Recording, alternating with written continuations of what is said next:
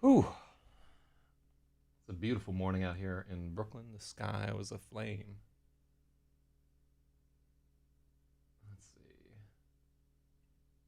Is this actually... Yeah, it appears like it's online. There we go. Then I got the Earl.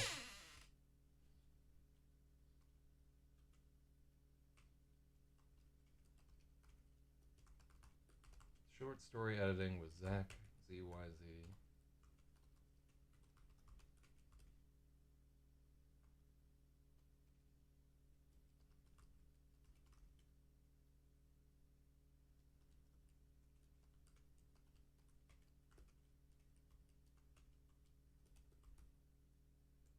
Alright, so live short story editing with Zak ZYZ. Your comments and suggestions are welcome. Today's story, The Varanasi Nazarene. Mm, mm, mm.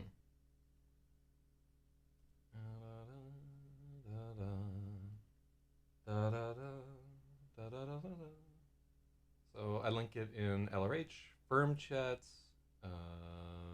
fucking not math on Freenode. So glad that they didn't, that they stayed on whatever. And then I'll hop into some Discords and let them know. So I always post in the JRE Discord. I should post in my own Discord.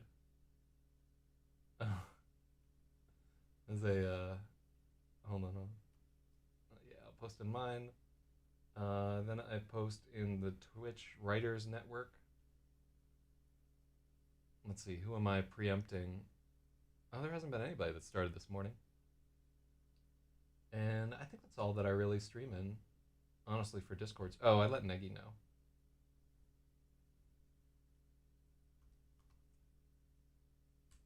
There we go. Because Negi is, he's sometimes interested in this. Sometimes he ain't. And then I set it as the topic of my own channel. And then I think my one viewer is me at the moment there. But you never know who's going to pop up in this motherfucker. All right, so what do we got here? So the first order of business was, since I, yeah, this is like the aporia of rats is what this mean. I'm going to just change this to aporia in Astoria. And the reason why we're doing that is,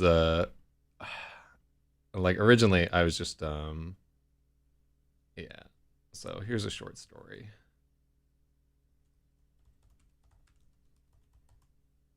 Oh shit! Just right in time. Yeah. So essentially, it's not a good idea to have your short story title in a foreign language. Oh, check it out. The poly shirt. Wait. How does this go? We can't really tell when I'm on the white background, but yeah, it's green screening out all the green color in the poly shirt. So let me see. Oh, I don't have anything that I could do like a crazy description of it with. But also the restream bot chat is a little incorrect there. But yeah. I actually looking at the shirt today, I'm like, the girl needs to move down about 2 inches. So I'll edit those shirts later on. I should make some new shirts too. Like people are clamoring for new material.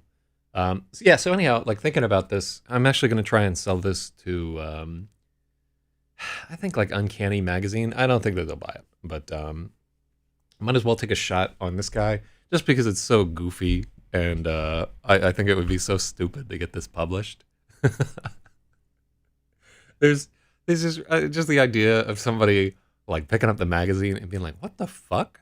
Like, no, you can't do that, and then I do it. So yeah, in retrospect, Aporia and Astoria right here, it's got a little bit of charm to it, really and truly. There's like a lot of personality to these two characters. It's just full of crazy Greek myths. There are some like dope rhymes that get dropped on people. I wouldn't fucking publish it. I would tell the author to take a goddamn hike.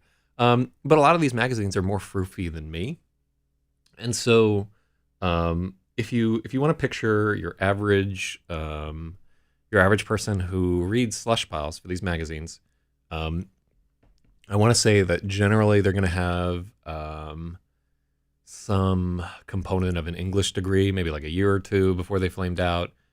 Maybe they're actually teaching English and like Teach for America or something like that. But somewhere along the way, they're going to have been exposed to the Odyssey and the Iliad, and generally they'll have like some appreciation or like for Greek myth. And the story, it includes cats, which is also something that I find women enjoy. I don't know. We'll see how it goes. I like also that their hubris is punished. That the two hunters continue to be stupid in the face of the Oracle, and the Oracle just dies for no reason. I like it. I like it. So let's see. So this is the other super pretentious story that we did. The one story. What did we call it? Salubrious Chimerae. Salubrious Chimerae. I submitted it to the magazine that I most want to get published in yesterday. And so they're pretty quick at getting back to you with rejections.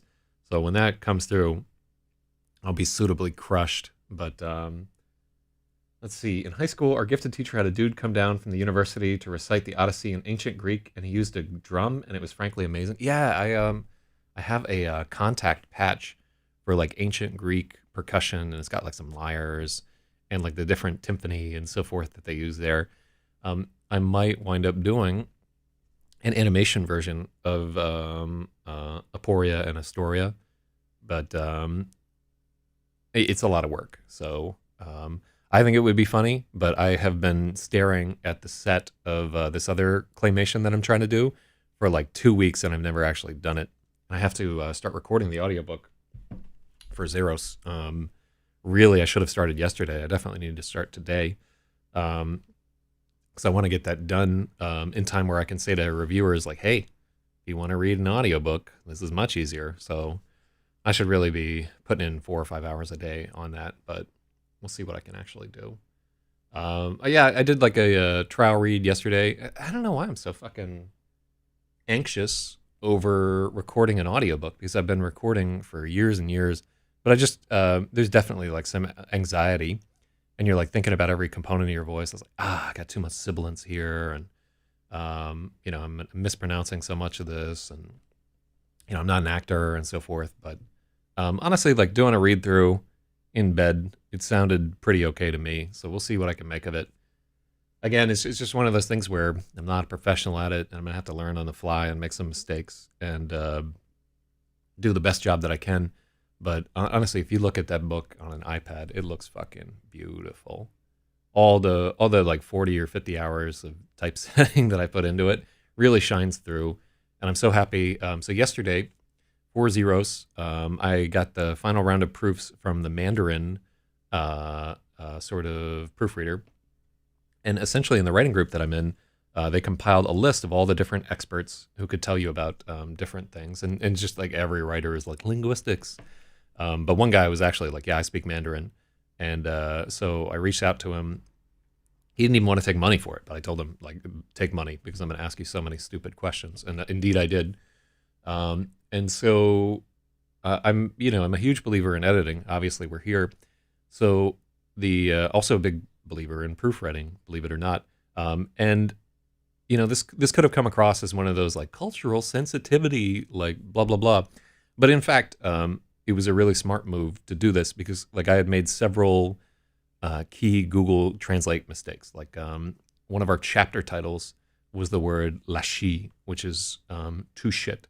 But in actual Chinese, lashi is just like defecating, right? And it comes across that clinical, and it doesn't convey the weight of the slur that I wanted it to. So apparently gushi is dog shit. And that's the one that people are like, gushi. And that's I can't even begin to do a Chinese accent. But so just like having one of your chapter titles be something that is so mistranslated it would be like huge egg on my face. And he could do stuff like, so all the poems that we included as the chapter titles, he suggested that we unrender them henpai, which is reading the wrong way, which I couldn't really do because it fucked up the graphic design decision I was going for.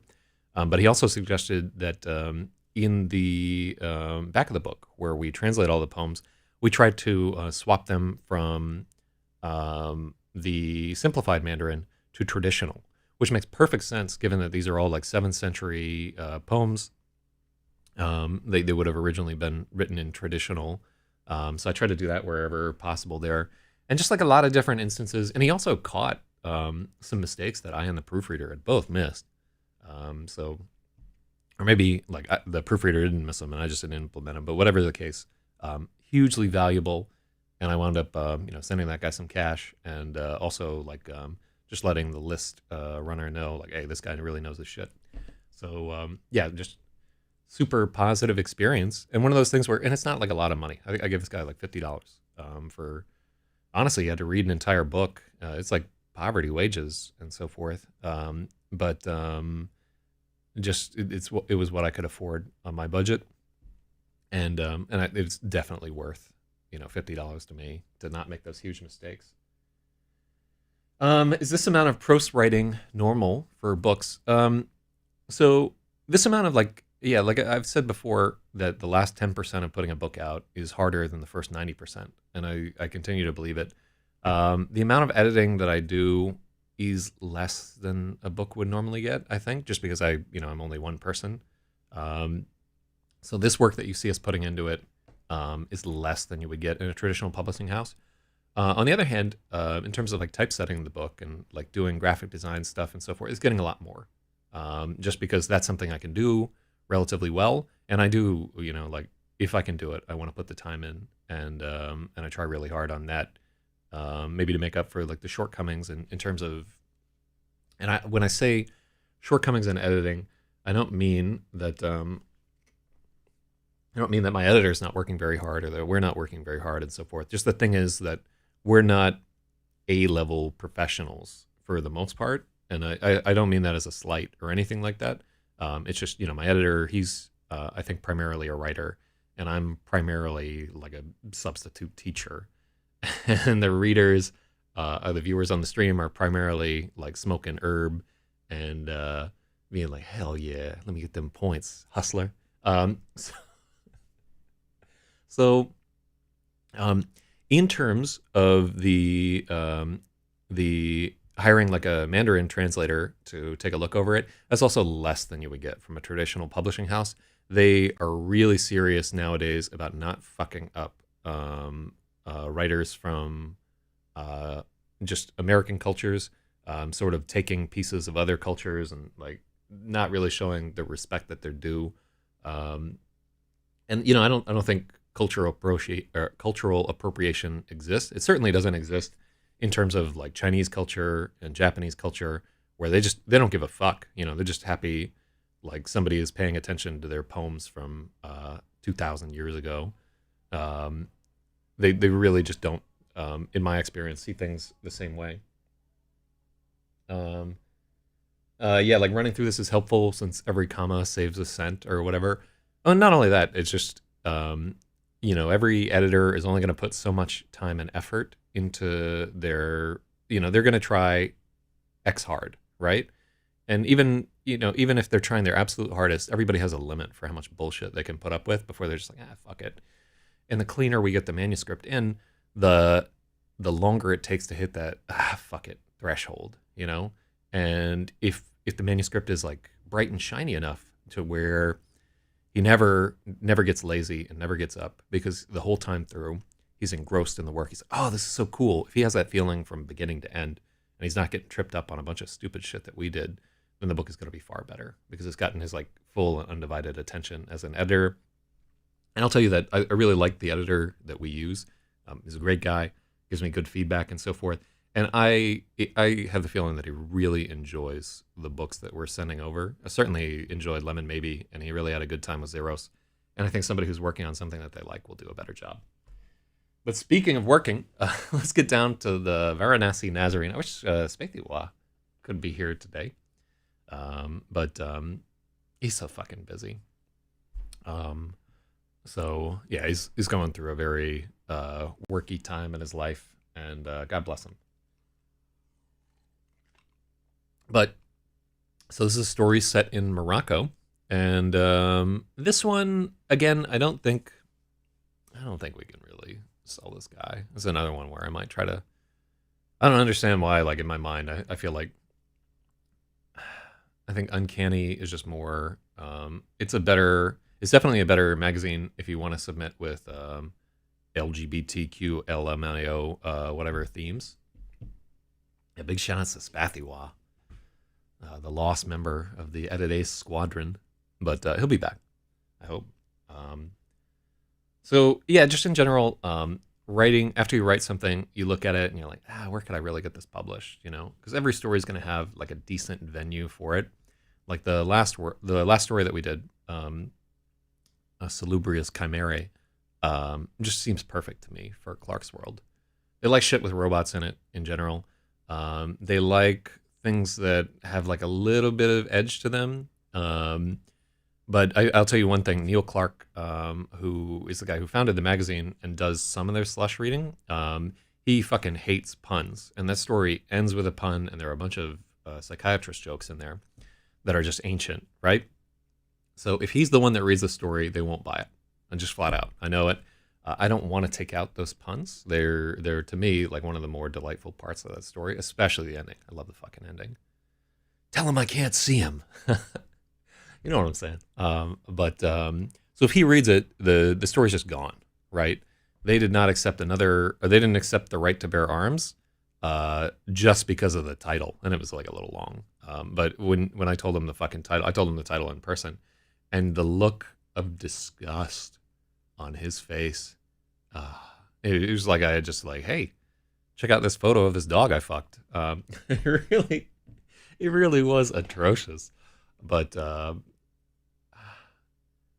you know how like just about everybody is like, ugh, puns, right? But some people really and truly in their hearts fucking despise puns, and he's one of those people. He's very like matter of fact, down to business, which is good IMO for a magazine because like I think for a long time science fiction has been too accepting of hokey bullshit like that, and not to speak ill of the dead or whatever, but like everybody was trying to be Douglas Adams for a hot second, and I don't think even Douglas Adams pulled off Douglas Adams. So, all right, well, let's get down to editing ourselves now that I'm in a hypercritical mindset here. This is the Varanasi Nazarene. So for this one, I did a bunch of research that we wound up not using on Indian mythology because they just never make it to Varanasi. But it's basically, I would say, kind of a romance set in Morocco. This is another one where we're using a lot of florid, highfalutin language because it was written in the month where I just gave myself carte fucking blanche to write whatever hokey bullshit I felt like. So let's get down to it. The Varanasi Nazarene. Actually, I think it's Varanasi Nazarene. Pronounce Varanasi.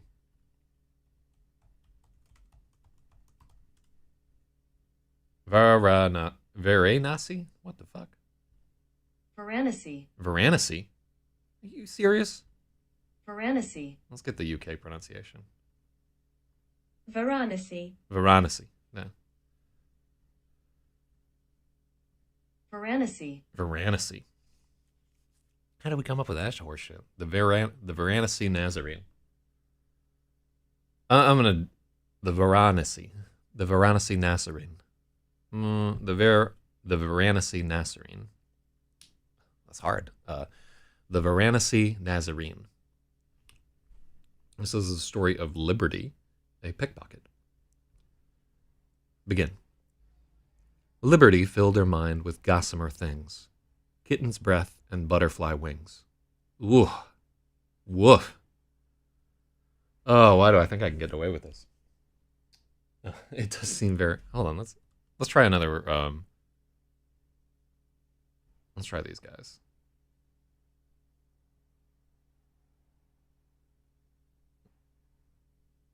Varanasi. Hindi Varanasi. Varanasi.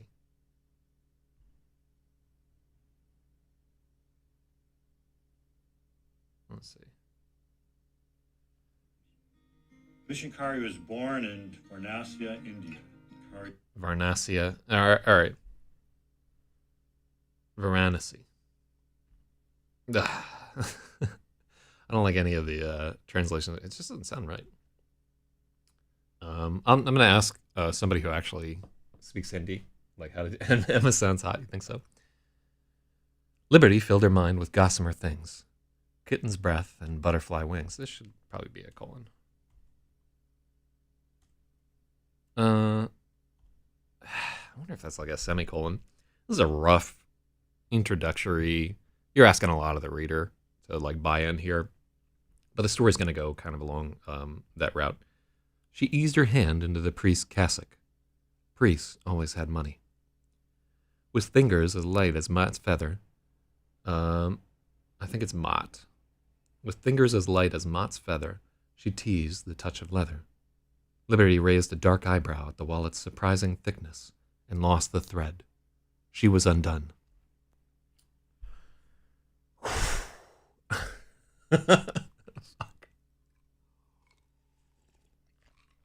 Well, a hand closed over. I mean, in terms of the structure, this is okay, but again, very, very pretentious. So Mott is the sort of Egyptian judgment at the entrance to the Valley of Death. Mott is the I think he's like a crocodile-headed character who weighs your heart against a feather, and if your heart is heavier than the feather, they just throw your fucking ass into the mouth of a giant crocodile, and he eats your soul. So, I like that little aside. Yeah, this is pretty girly, honestly. Some might use a different word there, but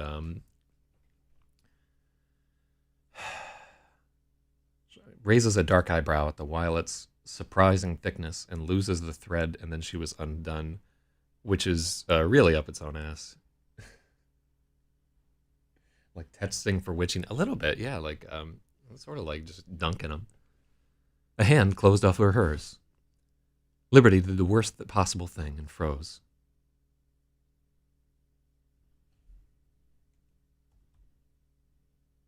Jean-Louis Laudet. What's going on, Neggy? Here, let's begin from the beginning. Neggy is here. Liberty filled her mind with gossamer things, kitten's breath and butterfly wings. She eased her hand into the priest's cassock. Priests always had money. With fingers as light as Mott's feather, she teased the touch of leather. Liberty raised a dark eyebrow at the wallet's surprising thickness and lost the thread. She was undone. Kind of reminds me of that Weezer song. Maybe I can get some points there from people who went to high school in the late 90s. Mid-90s, I guess. A hand closed over hers. Liberty did the worst possible thing and froze up. This was a terrible place for a thief. She ought to have screamed, and this word is rape in Arabic. It's Ait Saib. Jean-Louis Laudet, a French mathematician who worked on cyclic homology. Oh, I work on cyclic homology myself. And introduced Leibniz algebras, sometimes called Lodi algebras. I died 10 years ago. That's how I feel most mornings when I wake up. She ought to have screamed, Ait Saib, and fled, but she'd never been caught before. This was no gendarme's crushing grip. The mark's hand held hers. It did not restrain. It said, I see you. Sawabona, the priest said. In a neat maneuver, he extricated her hand from his pocket and turned and clasped it in both of his.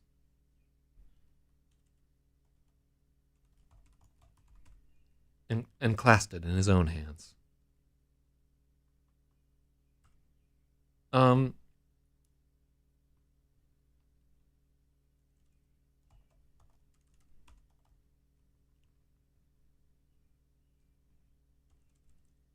Okay, so Sawabona is a ritual greeting from some North African It's here. Let's read the article on Sawubona. So this struck me as kind of like a cool Sawubona, an African tribe's beautiful greeting. So the most common greeting of the Zulu tribe is Sawubona. It literally means, I see you, you are important to me, and I value you. It's a way to make the other person visible and accept them as they are with their virtues, nuances, and flaws. In response to this greeting, people usually say Shikboka, which means I exist for you. It's weird to include that word in Arabic text, the rape word. Most people can't even sub-vocalize it right there. All throughout the story. So this story will be written with many, many words in about 5 or 6 different languages, and we'll have a running footnote for everything that needs to be translated, which is a deliberate choice and probably a bad one. But cyclic homology is where you loop back your penis into your own anus, according to Negi, which tracks with what I know about topology. All right. So yeah, that's the choice that we're making all throughout this story. Footnote: Kikaku means plan. I guess so. So Hubona, the priest said. So let's add a little.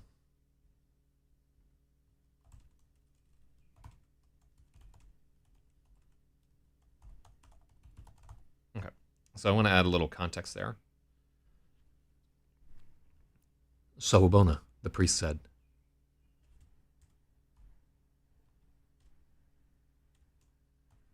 In a neat maneuver, comma, he extricated her hand from his pocket.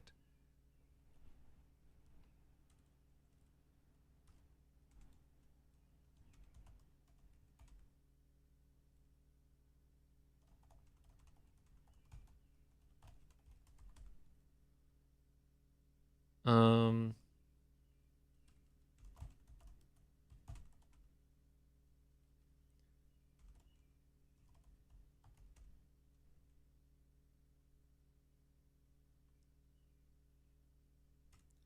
In a neat maneuver, he extricated her hand from his pocket and clasped it warmly.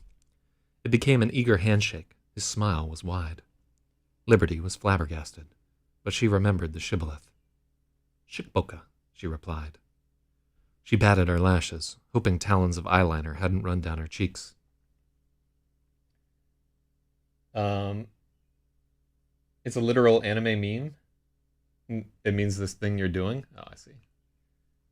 Yeah, the footnotes. This is like our foray into super pretentious quasi literary writing. Very quasi. You a quasi. But yeah, we'll see if we can get through it. It picks up a little bit later. The priest's thin eyebrows arced in delight as Liberty complimented. Oh, there we go. The priest's thin eyebrows arced in delight as Liberty completed the ritual greeting. They were the only thing thin about him. He was an ample man. The merciless Moroccan sun had plastered his curly hair into clockwise ringlets atop his wide face and baked him as brown as an unpeeled almond. He had still not let go.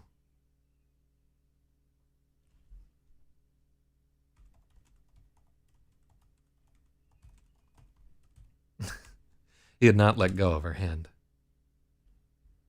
And yeah, there we. Sun. Oh, that's a good edit right there. Queer writing. Yeah, it's very, very. Some would say gay. Okay. So Logic has won both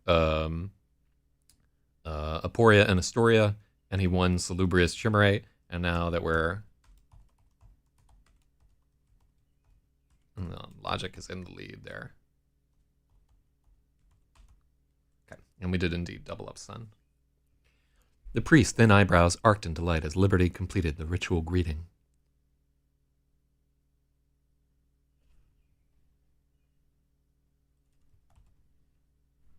I like when a little bit better there. No, I don't.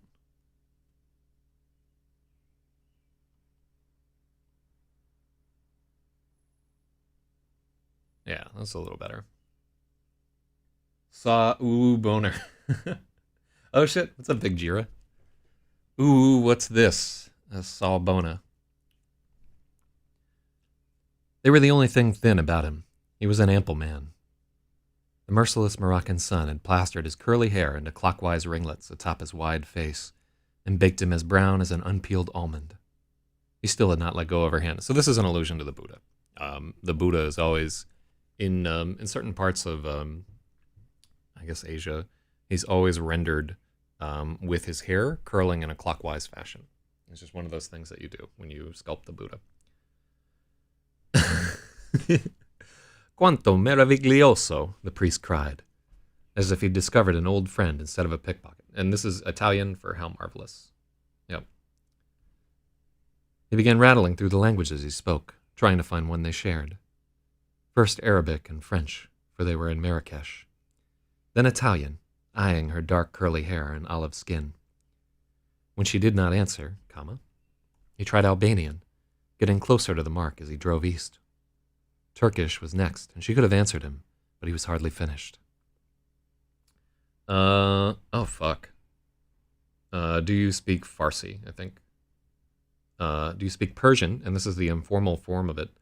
I should be able to fucking read this, but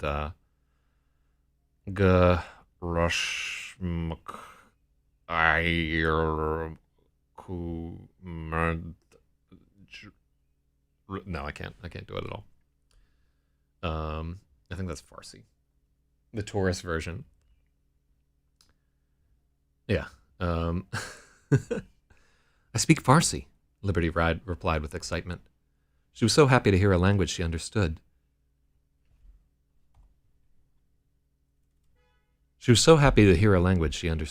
nearly forgot she'd tried to rob this man. But the priest was still searching her face. He wasn't satisfied. Vacare romene, Liberty gasped. The priest smiled wide. She caught the glint of a gold tooth. Va, she cried. And so this is Romanian, obviously. Kumbal. Splendid. Come with me, the priest offered. I'll buy you something to eat. So very difficult. Asking a lot of the reader right here. Well, this one, I don't think we can sell this guy. But so this kind of sets the stage for where the story is going. It is this sort of awkward melange of different languages. And in many places throughout the story, we're going to have even non-Roman languages will just be a part of it, and everything will be footnoted. Well, I said the same thing about let's see. I mean, we'll see what we can do with it. Obviously, I think it has some legs, or I wouldn't be bothering to edit it. But it's a hard fucking ask for an editor to be like, hey, I want you to publish a story that has 8 different languages in it, and I want to have whole lines of it written in Arabic and Farsi and let me know if you need some authentic Japanese text. I've never written anything about Japan because I haven't been. But I haven't been to Morocco either. But so this phenomenon right here, where there's this moment of when you're in like a foreign country and somebody like that you don't expect to speaks your language, even like a little bit, even poorly, you just feel so much better. That's happened to me a bunch of times. I've been the person who could speak like the other language for somebody, and I know people who are just hooked on that feeling. Like there are whole YouTube channels. You know that dude that died because his wife poisoned him. Spoke all those different languages in Detroit, and he would just go up to Hmong people and be like, "Oh," and they would be like, that like look of like delight. People get hooked on that. All right, and so here we do the old joke thing once more.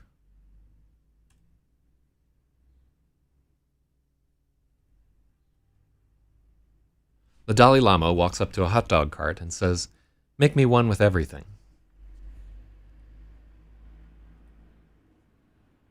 So let's actually fix. The Dalai Lama walks up to a hot dog cart and says, "Make me one with everything." "That will be $4, says the hot dog man.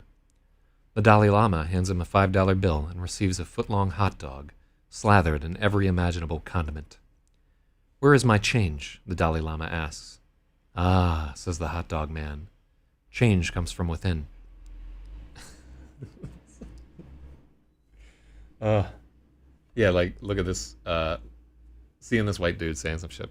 So, for the first time in a long time, Liberty laughed. She laughed so hard she snorted at Galeazzo. How do I want to say this? I think it's Galeazzo.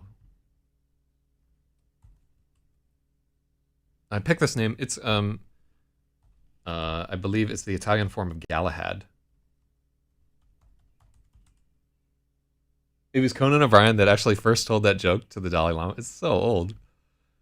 It's literally from pronouncenames.com. Oh, well, thank you. Galeazzo.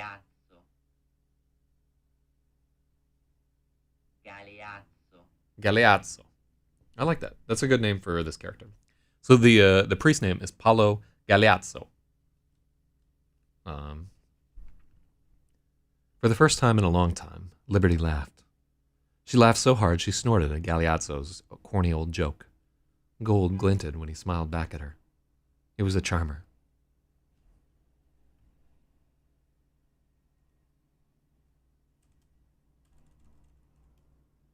Gold glinted as he smiled back at her.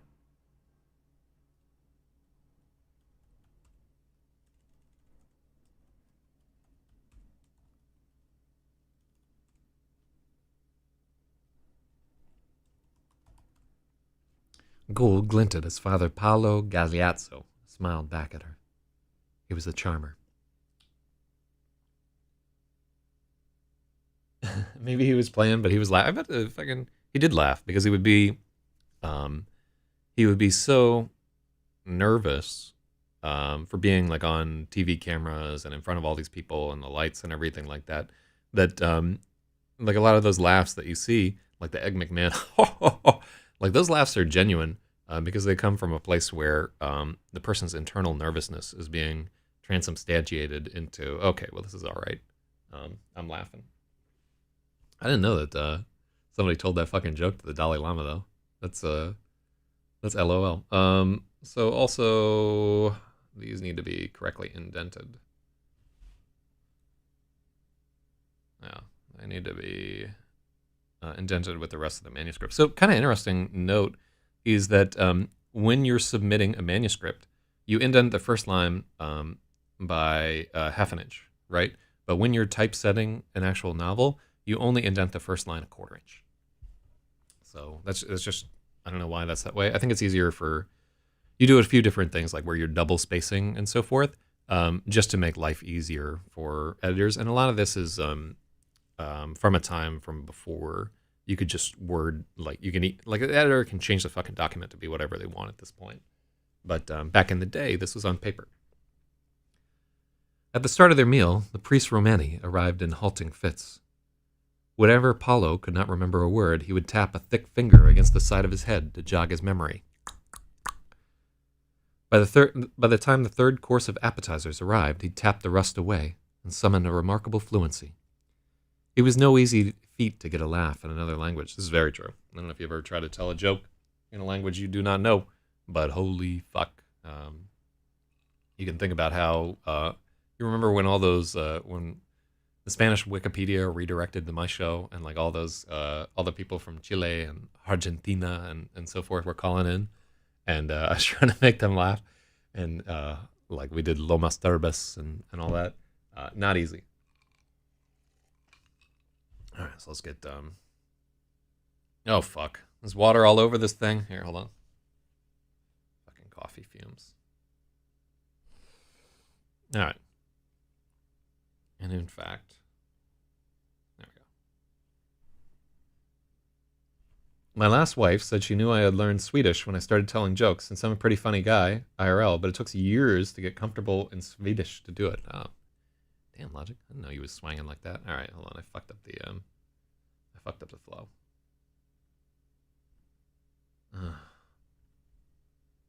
View. I need zoom fit width. This is where we're supposed to be. Okay, cool. I need to make some changes because like things on the very far side are running into the chat. But I can do that later. It's just like a little nudge over by like 10 pixels. At the start of their meal, the priest Romani arrived in halting fits. Whenever Paolo could not remember a word, he would tap a thick finger against the side of his head to jog his memory. By the time the third course of appetizers arrived, he tapped the rust away and summoned a remarkable fluency. It was no easy feat to get a laugh in another language.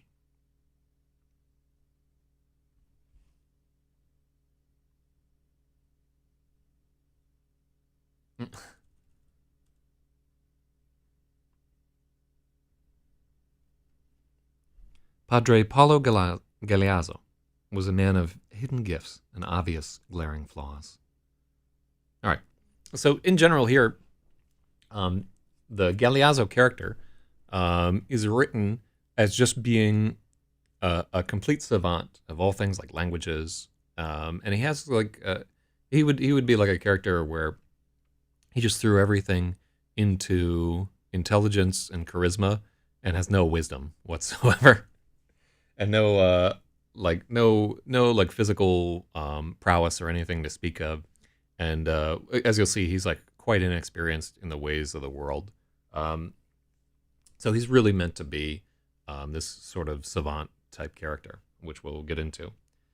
But Padre Paolo Galeazzo was a man of hidden gifts and obvious glaring flaws. He made quite an entrance. The maitre d' of La Grande Table Marocaine beamed as he spotted Galeazzo, scowled at the dusty urchin in tow, and snapped into a rigid smile when he realized they were together. So this is an actual hotel in Morocco that you can go to, and I think at the moment it's very popular among influencers, just because it's a great place to snap photos and so forth.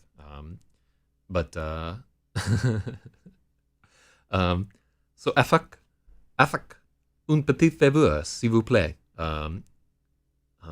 So Galeazzo's voice was obeisant.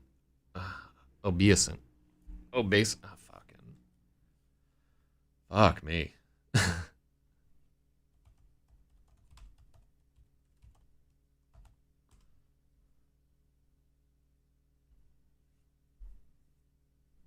Obeisant or obeisant.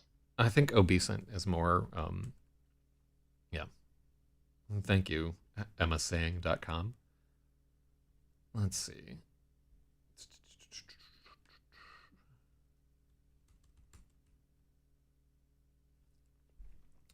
Galeazzo's voice was obeisant, but his steps never slowed on the well-trod path to his favorite table. There were demi-voix mutters of outrage from waiting couples, but no one was foolhardy enough to oppose Galeazzo's considerable inertia. Jesus Christ. Yeah, man, it's fucking thick in here.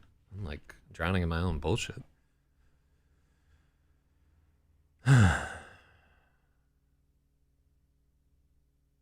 Okay, so afak is actually Arabic right there.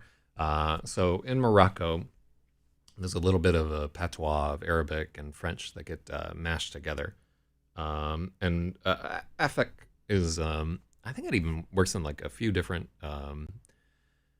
types of Arabic. Like I think it also works in Egyptian Arabic and maybe in Syrian. But yeah, it's just like, excuse me. Pardon, un petit faveur, s'il vous plaît. Galeazzo's voice was obeisant, but his steps never slowed on the well-trod path to his favorite table. There were demi-voix mutters of outrage from waiting couples, but no one was foolhardy enough to oppose Galeazzo's considerable inertia. I like that, too. Just the idea of him, like, barreling down the path to his table like the boulder in Indiana Jones. Liberty had never been in such a fancy place. Every surface oozed with ornament. The table was set with glittering silver and amber goblets. The chairs were riddled with arabesques. The walls were festooned with intricate Zelig tilework. So this is like one of the things that they do. It's a style in Morocco of mosaic. And I'm pronouncing it wrong. but I don't think I'm going to record an audiobook for this one. I think it's ZYZ, but how do you pronounce that? Right pronunciation of ZYZ. So that's something you might find in like interior design or whatever there. ZYZ. ZYZ. Oh, I fucking got it. ZYZ. That's so rare to get it right. ZYZ. It's got a good sound to that word. I like what's happening there. It's like zilzal, which is earthquake in Arabic. ZYZ. So I guess that's what that. I've never seen this fucking slanty eye or the fucking line over the eye before in my life before I saw this word. So that's cool. Galeazzo settled into his chair with great care, oblivious to the splendor. His attention was captured by a pair of fulvous babblers in the courtyard. He cracked a smile as they... The priest cracked a smile as they cavorted.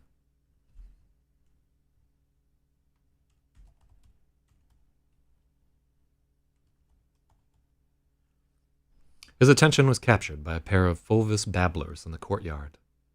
The priest cracked a smile as the dusty birds cavorted at the base of a date palm. Dazzled by her surroundings, Liberty made note of all the exits, plotting her escape. She's already planning to get the fuck out of there. Fulvous babblers are actually, they're, here, let's take a look at what these birds look like. Check out this guy. What? Look at this character. Oh. So they're a bird of the Western Sahara. They fly all over the fucking place. Let's see. Molecular phylogenetic study. Resurrected genus Argea. I wonder if we can get the sound of a fulvous babbler.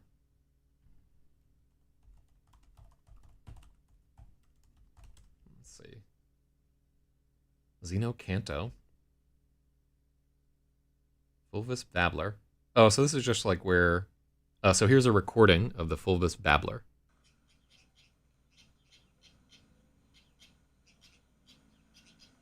I don't know if you can hear it, but...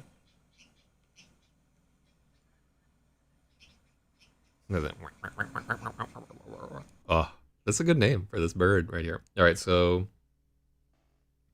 Neat. I love that sharing bird sounds around the world. I love that bird people they're so crazy about birds. They like have sites and they really go all in on these fine feathered friends right there. So leather-bound menus appeared before them, brought by a waiter in a splendid uniform of spotless burgundy trimmed in gold. Liberty reached towards hers, but the priest gave a minute shake of his head. Oh, I don't like that.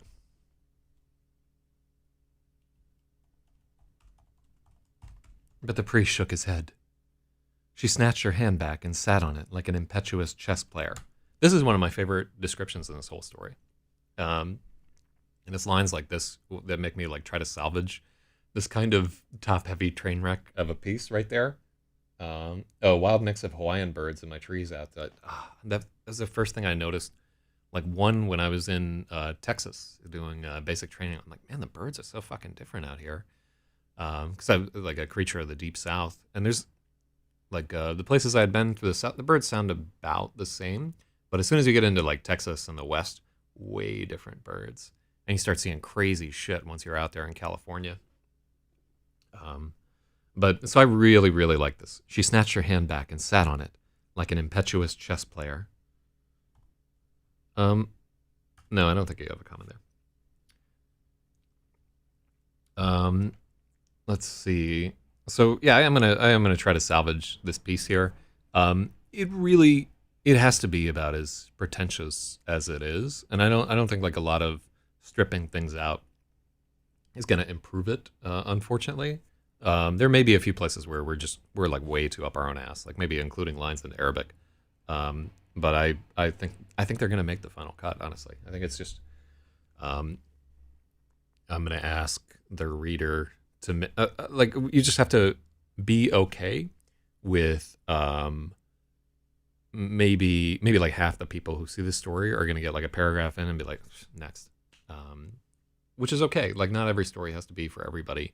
And the story that we worked on, the first story, Salubrious Chimerae, that one everybody can read, right? Like, anybody, I think just about everybody will like it in some way, shape, or form if they do get a chance to read it.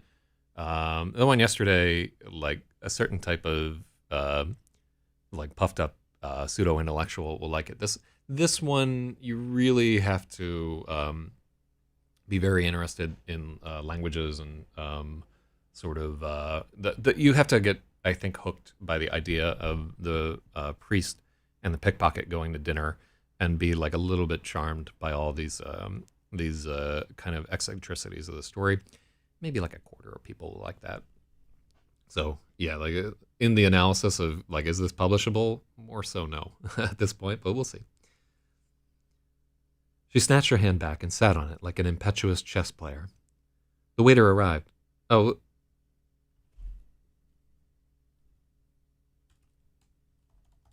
Another waiter arrived, bringing each of them a steaming glass mug with a stick of Ceylon cinnamon jutting from a veil of foam. Liberty sniffed hers apprehensively. It was more than just coffee. What's in it? She asked. Mon préféré.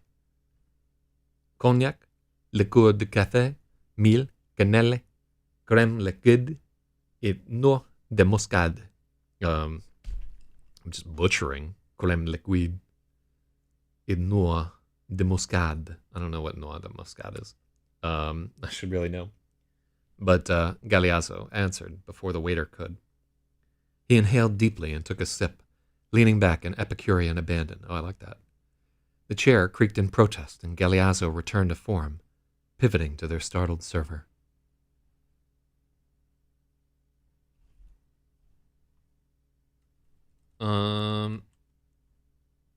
Startled is wrong. So I think that's one where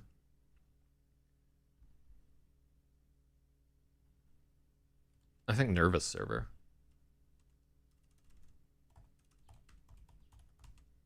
I like that a little bit better, actually. The chair creaked in protest, and Galeazzo returned to form, pivoting to the nervous server.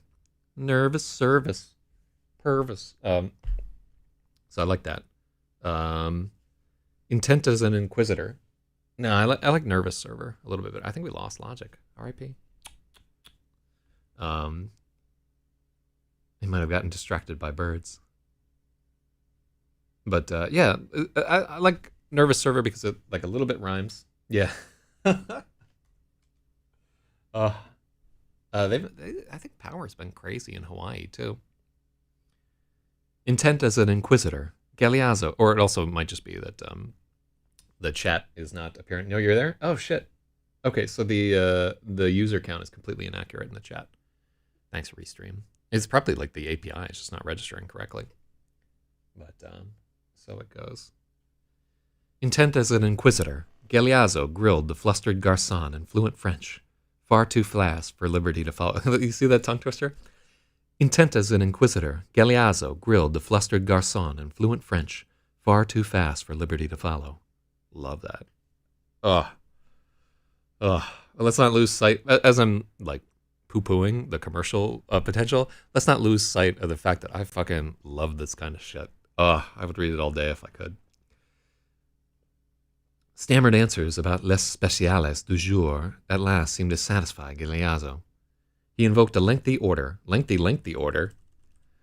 invoked a lengthy order that might well have included every item on the menu.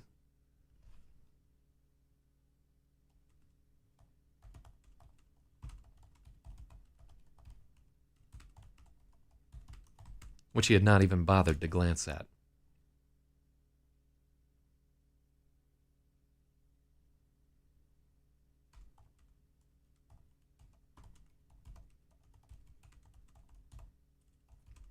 I think he invoked a lengthy order that might well have included every item on the menu he hadn't even bothered to glance at. make me one with everything.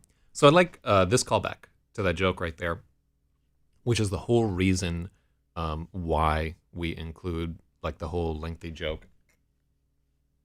Yeah, his connection keeps dropping too. Well, I hope you don't get hurricaned up in there by the fucking kaiju hurricanes. I feel like it's gonna be a rough storm season this year, man. I don't know, although I say that every year, I'm sure. Because of my post-traumatic stress disorder. But I do like how this comes full circle from the goofy joke up above to make me one with everything. And it's just a way to say that he's really fucking fat. The priest gave it his best effort. To his delight, Liberty was hungry enough to keep pace with him. First, they were bombarded with shuates. So this is, I think that this is just some horseshit that this particular hotel has made up. But when I read their page about like what they did, they talked about these appetizer courses called that. I feel like the tropical warmth is more north than usual, which would put us in the crosshair. Yeah, man.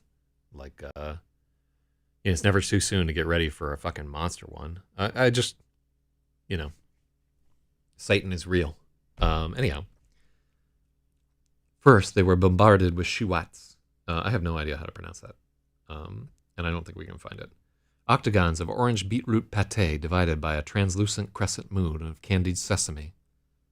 Briottes or langos. I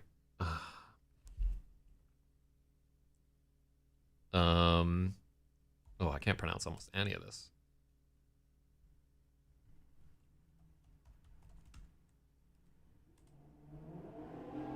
How to pronounce briottes? Briwa. Briwa. Oh, that's cool. I like that.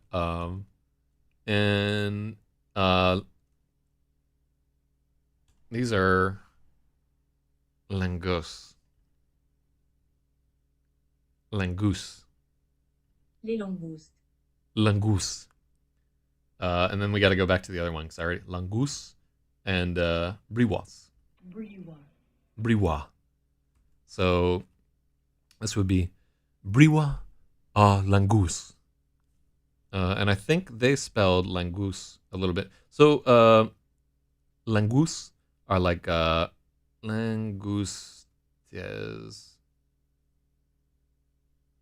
No, I think I got it right. Langoustes. Briwa à langouste. Cousi d'aubergine. A deluge of delicacies.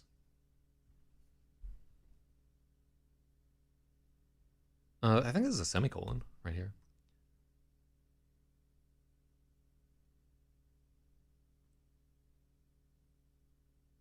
We should really have a third thing here, but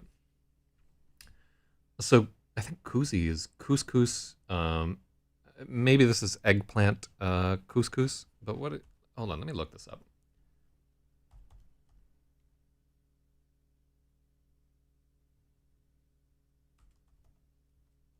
Okay, so it's a curry. Kuzi, aubergine curry. Okay, so kuzi is just curry.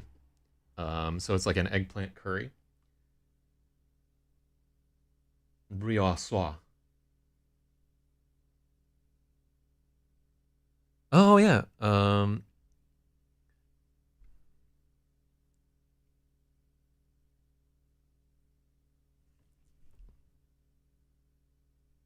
Brioche longour. I'm nowhere near it. God. I would love to just get a polyglot to like who could nail all these fucking languages. Deluge of delicacies. Then came the mains. Sizzling tehao, fiery chicken bastilla, kefta makwa. What the fuck? How do you pronounce this? Ridiculous.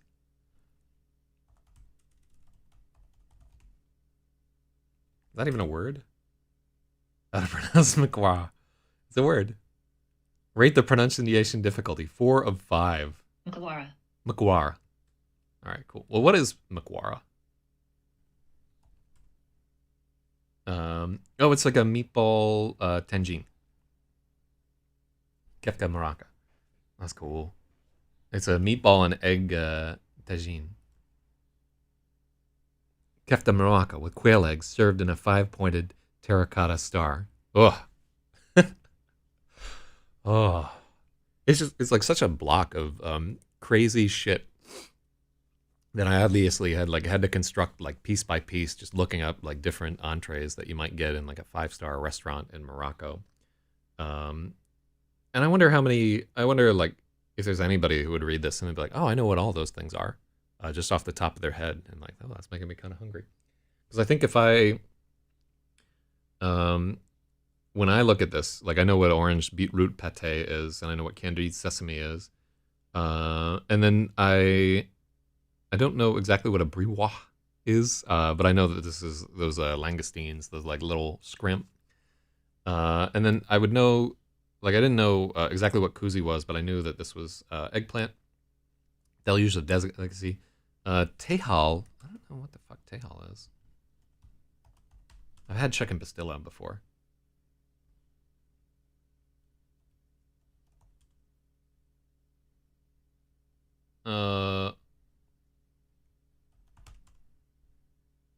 Oh, it's stuffed camel spleen. Okay, that's why. Um, yeah. So camel spleen. Ugh. Let me comment on this because I know I'm gonna forget it later.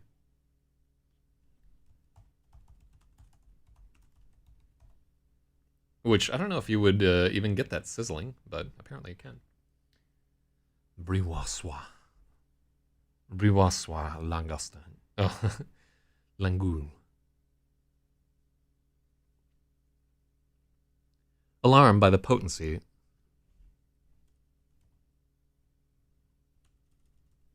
Alarmed by the potent Moorish coffee, Liberty alternated her wine pairings with flagons of mint tea. The waiters poured from on high until it frothed, astonishingly sweet. Galeazzo quaffed his own accompaniments with abandon, but he never pressed her.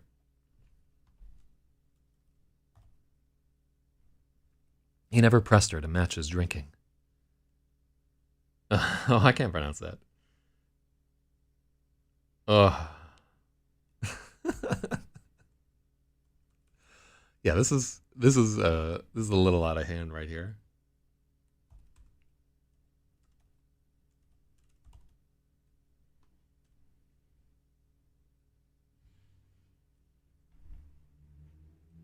It was delicious. C'était délicieux. C'était délicieux. I like that. Sounds kind of dope. C'était délicieux, Liberty announced when the last entree was vanquished.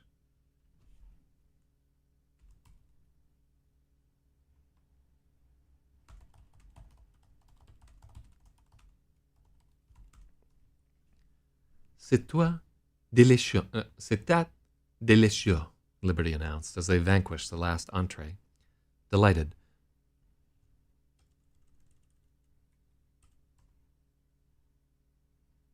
Paolo grinned and began grilling her in earnest.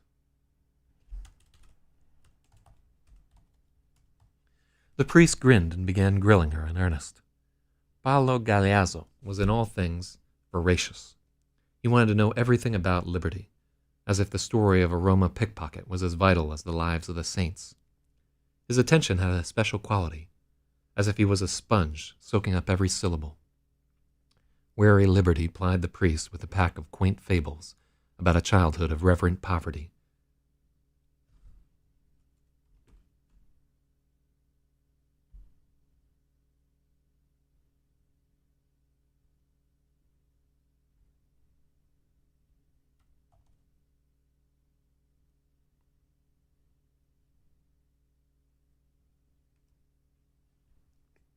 So here we use a wary Liberty in the same way that I would use like insightful Telemachus or whatever, because I think I was reading the Odyssey at the time, and that shit just stuck in my craw. Oh, according to Stratum, the new Firefox is faster. That might be useful. It's not really. I'm not gonna swap to fucking Firefox. Weary Liberty plied the priest with a pack of quaint fables about a childhood of reverent poverty. She segued into a tragic comedy about a well-meaning father driven to drink by her mother's untimely death. Yeah, I just like it in general. Um, at first, it was like a little bit annoying how they would constantly be repeating the same things, but it really does work or whatever. Um, yeah, maybe I should have my board game group come through and we should have like another reading of the Odyssey with some dude with a drum. That'd be dope. Do a Greek games. Huh. Yeah, well, we did the Eleusinian games once. Maybe I could do that again. Weary Liberty plied the priest with a pack of quaint fables about a childhood of reverent poverty. She segued into a tragic comedy about a well-meaning father driven to drink by her mother's untimely death, and completed the performance with a rueful retelling of desperate imaginary circumstances. Oh, this.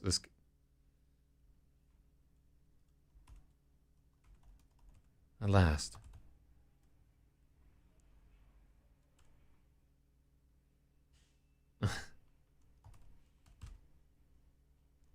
At last, she completed.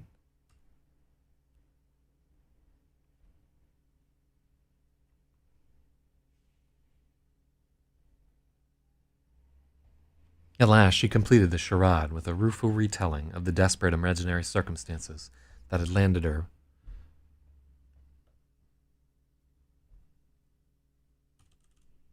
Of the desperate imaginary circumstances that landed her penniless and alone on the Murbic streets of Marrakech. What does Murbic mean? Bewildering. Oh, okay. Okay, I kind of like that. Wait, why do we have the E for Padre there and we don't have it earlier? Should get this shit. Hold on. I think up here. Yeah, I like having the accent on E, but it needs to be consistent. So it is that accent. Padre Paulo Gallo. Okay.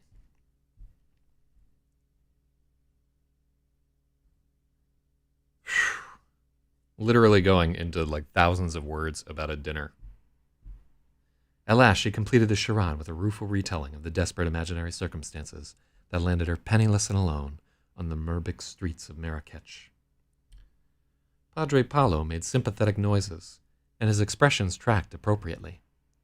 But his eyes, which were a very dark brown, glittered with amusement at the wrong places. Flushed with tipsy outrage, Liberty had to remind herself she was making it all up. She didn't even know why she was bothering. The priest had literally caught her.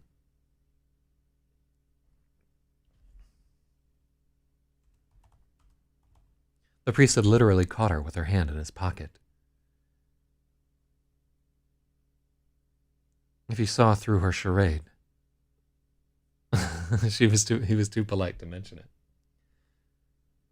Quite unexpectedly, the golden Maghreb, which is sunset. Make sure I'm right. Yep. Quite unexpectedly, the golden Maghreb crept up on them.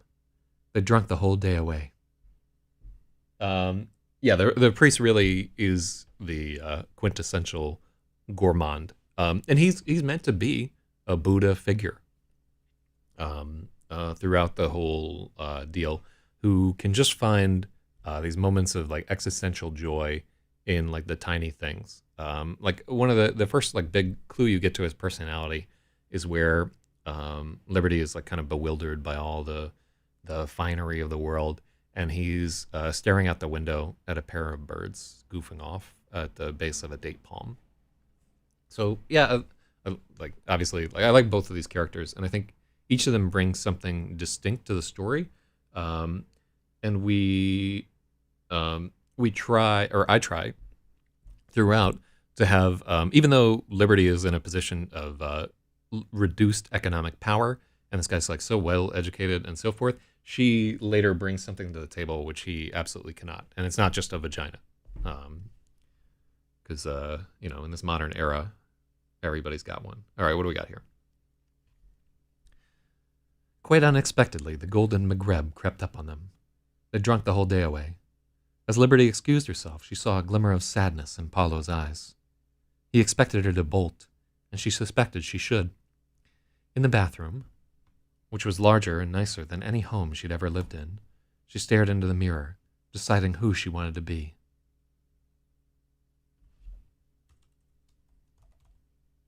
Liberty stared into the mirror, deciding who she wanted to be, and what that person ought to do. Oh, you were just about to suggest like swapping her name there? Yeah. Nice. Synchronicity right there. Teens for Christ Gestalt. You would have fit in Teens for Christ in their golden age, their logic. Sad you missed it. What a time to be alive in chat. Those really were some of the most luminous chatters of all time.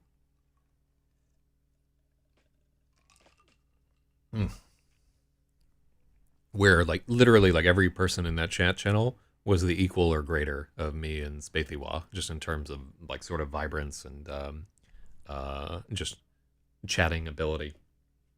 Good Lord. So I like this moment too, where the sunset creeps up on them and they're like, oh, we just drank the whole fucking day away. And where he's like, all right, well, now's the point where she just like runs off on the bill. And he expects her to. And he's got like that deep sadness there. And she's like, I probably should fucking run. I like the moment where she's staring at the mirror, deciding who she wants to be and what that person should do. So this is a point where it starts to actually, all that bullshit that we slogged through starts to actually make sense. And it's a little bit, because we've like been bombarding the reader with like all these sensory images and so forth, this moment of clarity is almost like that moment where you're hopefully hearing like a language that everybody can relate to, which is this emotional feeling. That should be like the voice in the wilderness the same way. Maybe, I don't know. Like, it'd be nice if that was the effect that I conjured, but it's tough to say. When Liberty returned to the table, Galeazzo was as effulgent. When Liberty returned to the table, Galeazzo was effulgent as a lottery winner. I like this line there. Effulgent as a lottery winner. The waiter made another vain attempt to bring them the check. Galeazzo repelled him with a second dessert order for brandied orange cake and pomegranate sherbet. That's the other. So you start to shade into, like Galeazzo. If you notice, like he's often imposing on people. He's like that one friend who's like, "Hey, let's have another round." When everybody else is kind of like, "I want to go home." Where like he's dropping off at your house. He's like, "Hey, can I come up?" And you're like, that kind of awkward moment where they want more from you than you want to give to them, and it's a critical part of that character. How can a priest afford all this? Liberty asked, fixing Paolo with an intent look. He winked, but she would not relent. Le secret de grand fortune sans cause apparente est un crime oublié, parce que les proprement fait. I think this means behind every this is Balzac. Yeah. So this is behind every great fortune is a great crime is one translation of it there. But importantly, he doesn't seem like he's doing it for personal gain so much as to just live more. Yeah, like he's a needy character in some way, but he's hopefully like coming across as like a little bit of a manic pixie dream priest, like for women that are just really into gigantic fact priests. Like that's their trope that they go for, like chubby chasers. He's their guy. God, I would love to see somebody make a fucking just like a short clip of this, because this is like a 15-minute story. It's taking us forever to plow through it because it's so much bullshit. So this is a Balzac quote. Galeazzo recited, with a flick of his wrist as if he could wave the inexplicable wealth away. In a flash of serendipity, Liberty recognized his lame excuse. Hashuma! Don't bullshit me with Balzac, Baba. So Hashuma means shame on you in Arabic, I think. Yeah, shame on you. Don't bullshit me with your Balzac, Baba.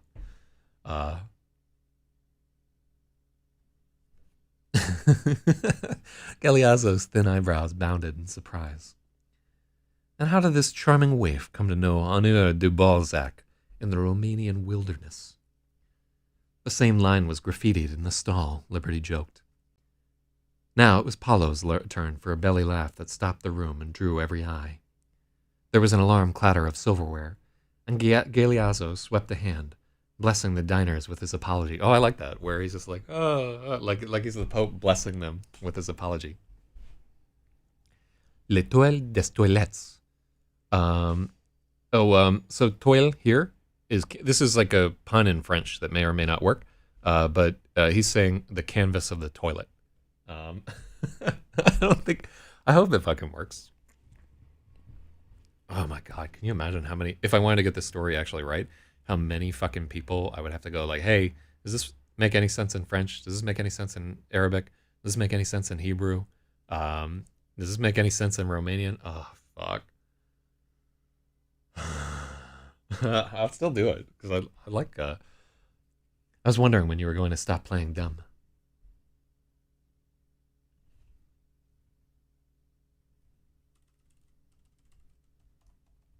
I was wondering when you plan to stop playing dumb. Who? Me?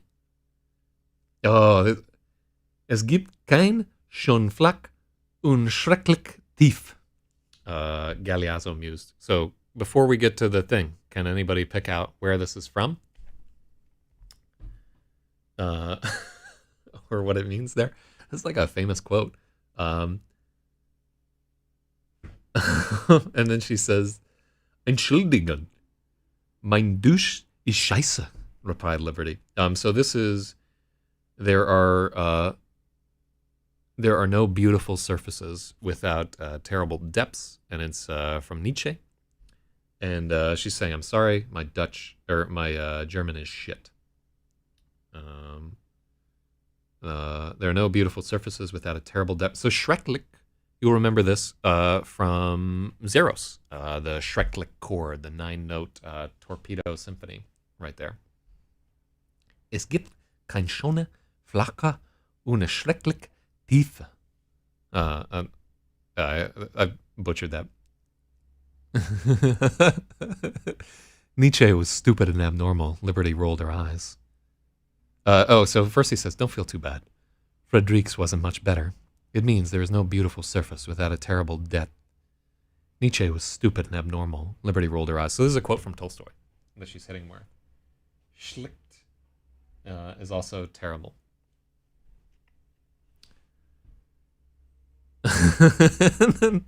God is dead. Sprack Galeazzo. Oh, that's so goofy. I love it though. It's ridiculous. What the fuck am I doing with my life? It's like the whole story is just like one big long douche chill from beginning to end. You're a terrible priest, she teased and shook her head. She doesn't need to shake her head.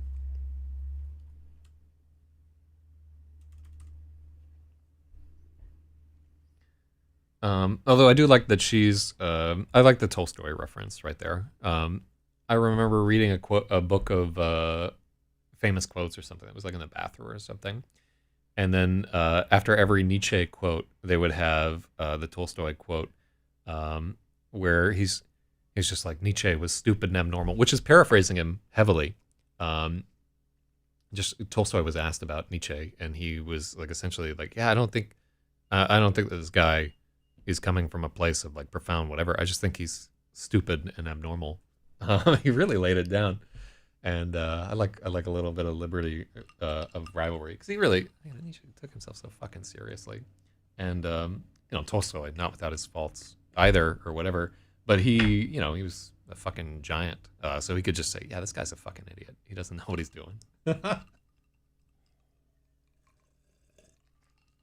And of course he's wrong, because like so many people have taken so much away from Nietzsche, but it's nice to see them like roll in the dozens back in the day. You're a terrible priest, she teased. Rome agrees. Galeazzo's giant palm swept the sweat from his brow. The evening was cool, but he'd drunk enough wine for 3 men.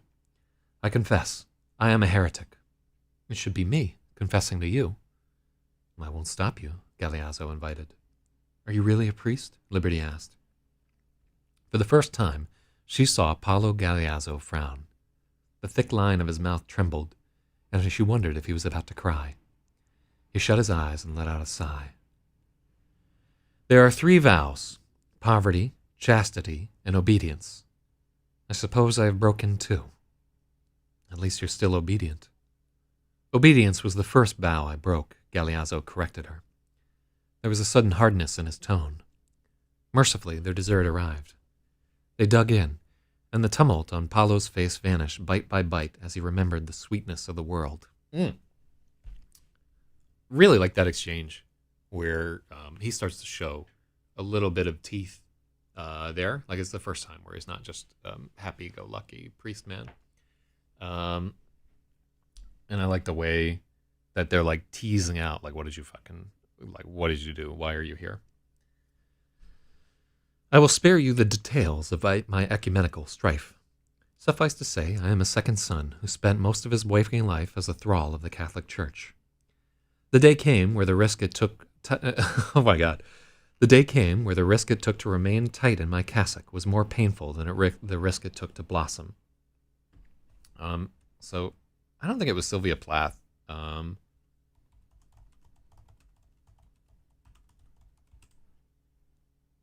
Anais Nin, I think. So the day came where the risk it took to remain tight in my cassock was more painful than the risk it took to blossom. Why do you still wear it then? Habit. Paolo switched to English for the pun. That's a period. Paolo switched to English for the pun. Waylaid by wine, Liberty was slow to catch it, and then she laughed too loud for the hour. Oh. I like she laughed too loud for the hour, but I think it's a little confusing for the reader. I'd like to keep it.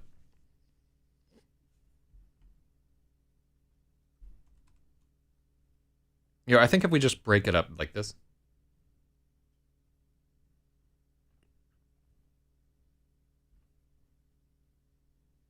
All right, so I love the why do you still wear it then? Have it. God awful. Waylaid by wine, Liberty was slow to catch it. She laughed too loud for the hour. Paolo laughed along with her.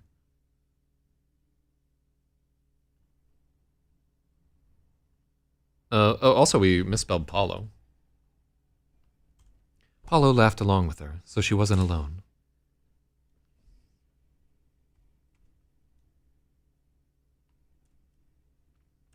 Paolo laughed along with her, so she wasn't alone.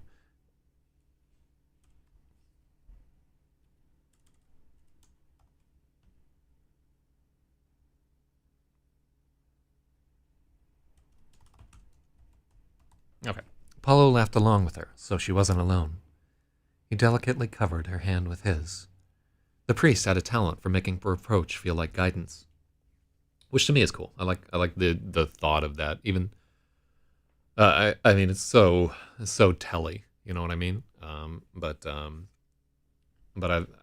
we've just gone so far. At this point, we can do whatever. It's for the best. Pants are a bit confining for a man of my stature. Liberty stifled more giggles. Galeazzo flushed with embarrassment. He hadn't meant it how she took it. They were really quite drunk. I'm still a servant of God, he assured her. I'm just freelancing. Seems lucrative. Such are the wages of sin. So you stole a bunch of money and ran away to Morocco, Liberty guessed. She could see a lie springing to his lips, but he was caught in her eyes. A spark leapt between them. He decided to confide. A spark leapt between them, and he decided to confide. In vino veritas. The money was already stolen. I merely reappropriated it.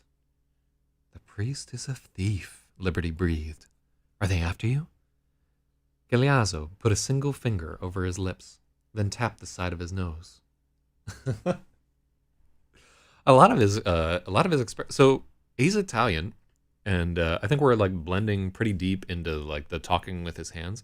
A lot of so far, like we've done like the thing where he's like tapping the side of his head, and he. I like that he has like these expressions told with his hands. So there's a lot of like sweeping with his brow, blessing the audience, and so forth. I can like as I'm reading, I can see these things happen here. Episcopus vegans, Galeazzo mused. Her enthusiasm was contagious. So this was a heretical order. Or sort of a heretical type of priest that would wander around, and they all got excommunicated back in the day. It's kind of it's worth a Google here. But these were sort of freelance priests that eventually the church like cracked down on, and I think they put them in dungeons and shit. In Christianity, an episcopus vagans is a person consecrated in a clandestine or irregular way as a bishop outside structures of canon law and established churches. A person regularly consecrated but later excommunicated, and not in communion with any generally recognized diocese, or a person who has in communion with them small groups that appear to exist solely for the bishop's sake. Holy shit.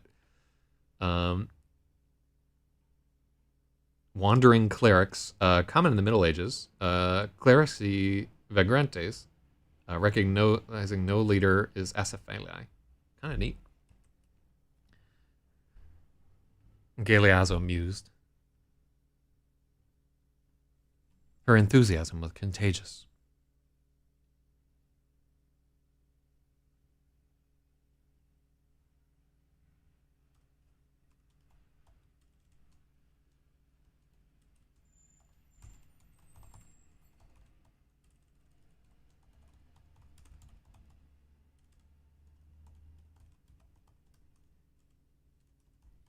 He'd caught Liberty's contagious enthusiasm.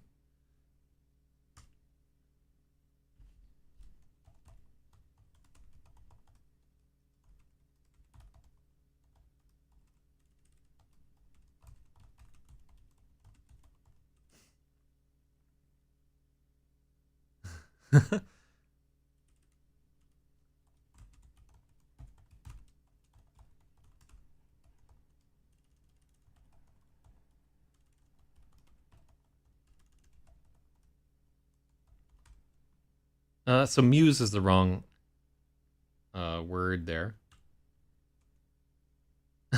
I want what do I want? So we want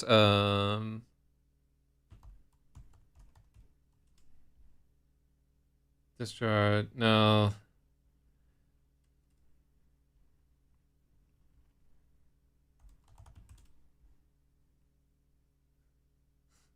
So we want a snorted. We want like a chuckle, kind of, but not quite there. Like,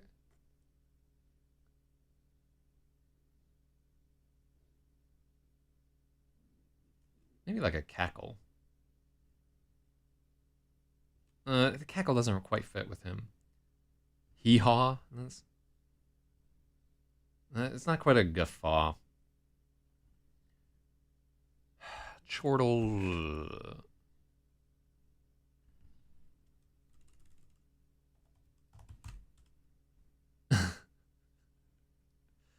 We want kind of like a, what's the word for like you're laughing along with somebody and you just like add something on to what they've said. Chuff. Close.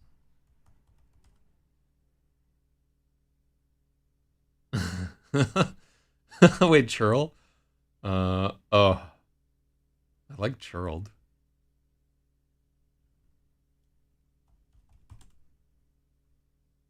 Let's, oh. Oh, I like that.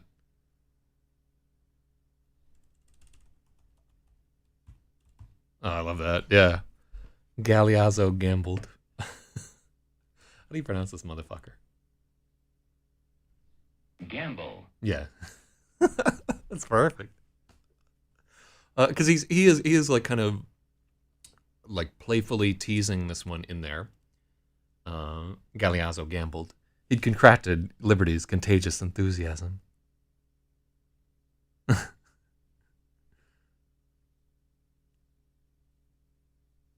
Oh, that's an awful line.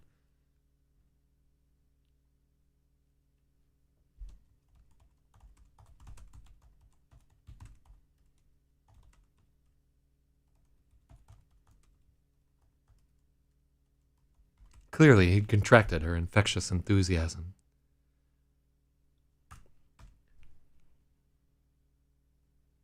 We don't need clearly.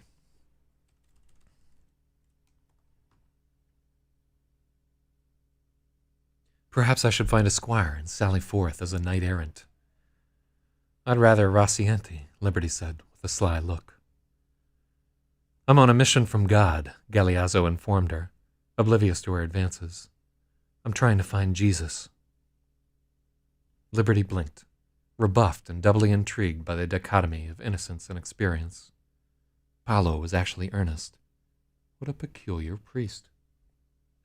I can't believe this fucking line right there. Ugh. I will help you in your quest, good sir, but I'm not riding a donkey, Liberty offered. I'll find you the finest Frisian, with a mane as dark as your own, Galeazzo promised. I'm mispronouncing Galeazzo every time. Yeah.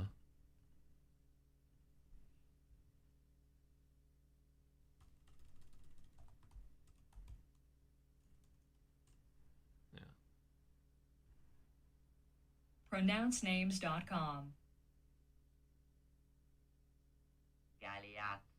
Galeazzo. All right. Galeazzo promised.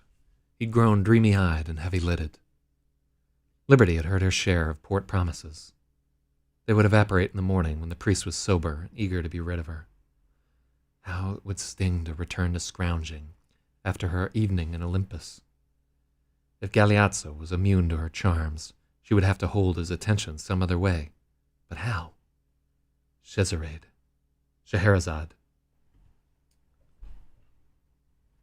My people have a few stories about Christ, Pantocrator, Liberty dangled. So it's a Greek Orthodox name meaning all-powerful. Oh? I'm all ears, Galeazzo said. Fucking...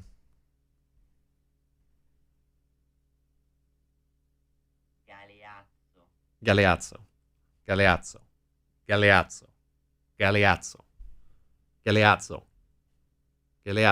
All right, I'm going to get it. I'm not going to forget it. Oh, I'm all ears, Galeazzo said, wiggling his. Liberty giggled. She wondered how long one had to practice before a mirror to learn that. It's a long story, perhaps better told in the morning. I have nothing but time, Galeazzo assured her.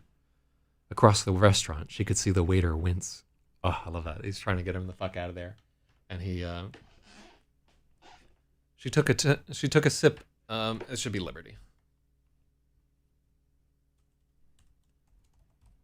Liberty took a sip of mint tea and summoned the story.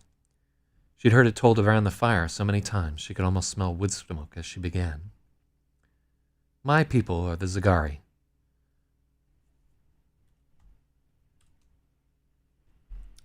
We have been wandering smiths since before Cyrus the Great. We forged the umnumi of the Mayurans, the spears of the Signae, and the bronze axes of Loristan. Our ancient home is south of the Caspian, but we could never linger there long. Where war went, we followed, for death was our bread. We were grave diggers, corpse robbers, camp followers, and executioners. The chains of strife bound us to the armies of old, and dragged us to every corner of the world. Galeazzo's brown eyes brightened with interest. So it should not surprise you that when Rome demanded 4 nails at Golgotha, a Zagari hand held the hammer.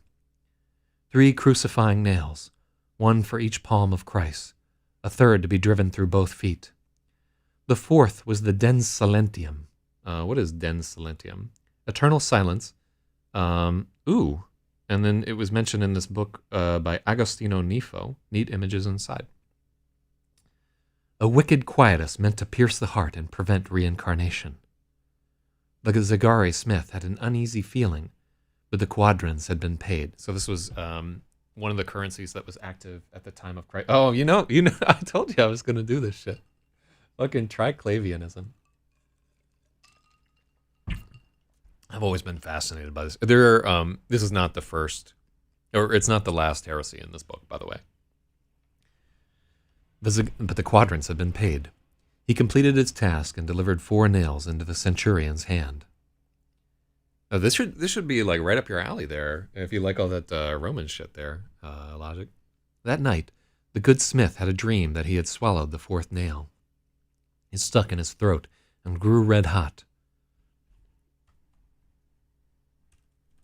He woke in a panic, singed by revelation. The moon was high as he snuck into the Roman camp and stole back the longest nail. At the darkest hour, he fired his forge and beat the hateful spike into a smooth disk. He quenched the disk and carried...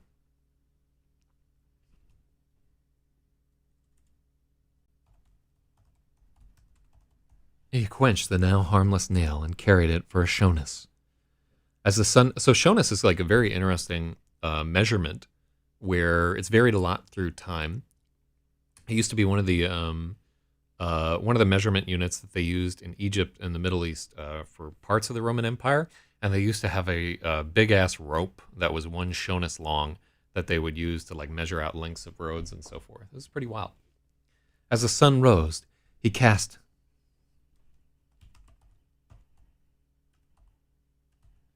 As the sun rose, he cast the disk into the Dead Sea. Galeazzo inhaled deeply. He was hanging on her every word. Without this unsung smith, the last 7 words would have been silenced, and there could have been no resurrection. As thanks, God liberated the Zagari people. No more heavy hammers. We would be light of hand and heart forevermore. It was given to us to take as we needed, and to wander the world unfettered. I am the scion of that smith.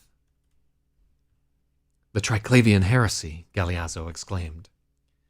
There's more, but it is a secret, told only to Roma. But perhaps, Liberty led.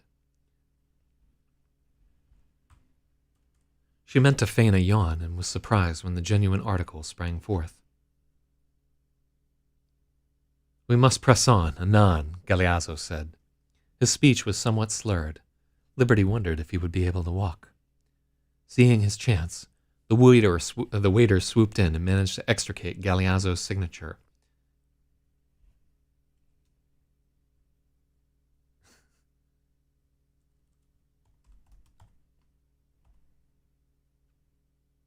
The Dead Sea or the Dead Sea?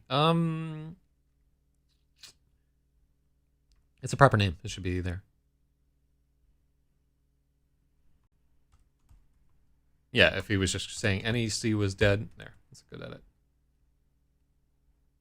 Boom.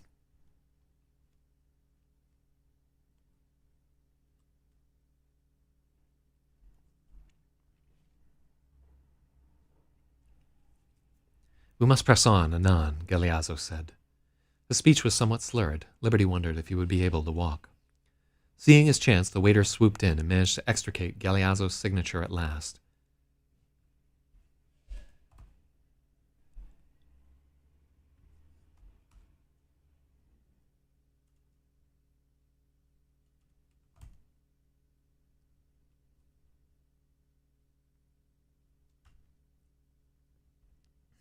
I think we just take it.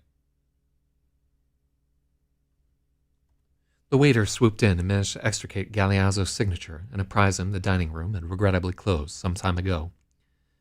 Liberty snuck an upside-down glimpse at the bill, a staggering sum. Paulo tipped lavishly and never batted an eye. When they rose, it was Galeazzo who offered his arm to prop up Liberty's swimming steps. They traipsed through a blur of luxurious corridors, surrounded by music and laughter, until they were standing before a trellis of white geometric flowers. The scent of lemon verbena floated around her. Galeazzo was issuing orders to a bellman. He kept slipping from Arabic to French. A full hammam for her. Make sure she drinks plenty of water. Have her clothes laundered. Afterward, please bring her to Prestige Riyadh, number 19, and set her up in the guest house. Not with you? Liberty asked sweetly. Galeazzo's eyebrows nearly leapt off his head. So a hammam is like this very ritualistic, formal, what you want to call it. It's like a fancy bath, I think. Yeah, formal or a fancy bath. And then what's my note here? Oh, so Liberty is one of the Zagari people, which is an Iranian spot where Roma be at. All right, and so then we have a scene break right here. I like that she is like sweetly propositioning him, and his eyebrows nearly leap off his head. Boing. It's a little much. Mid-afternoon arrived in a confusion of birds singing the Seville orange tree outside. Beneath boughs heavy with bitter fruit, spearmint darted.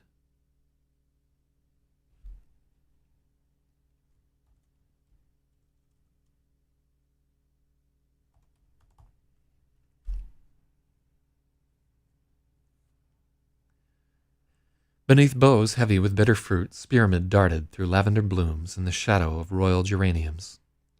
A gentle ria at the window bore a salty whisper from the sea, cool and welcome. This is just breeze in Arabic. How strange to wake up alone and clean. Liberty struggled to recall how she had arrived in this place, retrieving the night before in hazy bits. The hammam had been a wonder. This should be... She could remember strong hands that kneaded her like dough and baked her in a sauna until she was pliant as a newborn. She'd been bathed by faceless attendants, anointed with oils, and fed some ambrosia of coconut water, honey, and mint. Unused to such cosseting, Liberty became convinced she was being embalmed. To purify her for her final voyage, the undertaker adorned her with a desk mask of cold Umbrian clay. She could remember nothing after that. She mused Charon must have been equally drunk and lost his way. The psychopomp ought to have flung her straight into Amit's yawning maw. So that's the crocodile creature that eats the souls of the people who Mot's feather finds wanting. Instead, he delivered her into this wonderful white cloud of a bed. The lavish bedroom had a solitary air. Galeazzo's final vow was intact. Memories of her clumsy flirting made her cringe. Rather Rossianti. Ugh. I thought the same fucking thing when I read that line. Rather Rossianti. And also I'm mispronouncing Rocinante. Ugh. Liberty shut her eyes tight and attempted to vanish. But the day was new. The sunlight did not sting, and the headache she so richly deserved was conspicuously absent. Liberty let herself drift, trying to hang on to the moment and forget she'd soon be shook back into the street where she belonged. Unworthy thoughts of blackmail slithered in, but she refused to entertain them.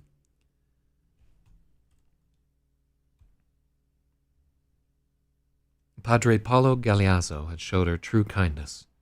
She would sooner starve than Judas him. I love the use of Judas as a verb right here. So I think when you use Judas as a verb, you might...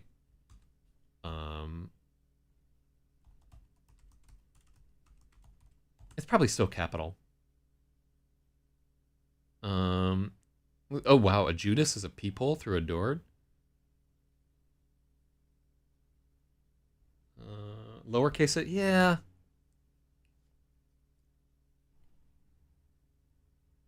So Judas, in American English Bible, let me see if there's a Judas, a peephole. Yeah, I think Judas is, I think you would, it's not in common usage. This is one where we'd have to go to Wiktionary.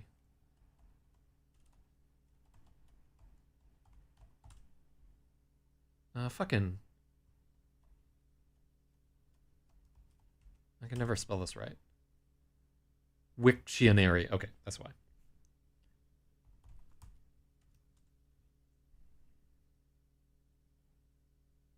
And so I think as a noun, it's only used as a spy hole, and it's very uncommon to use Judas as a verb.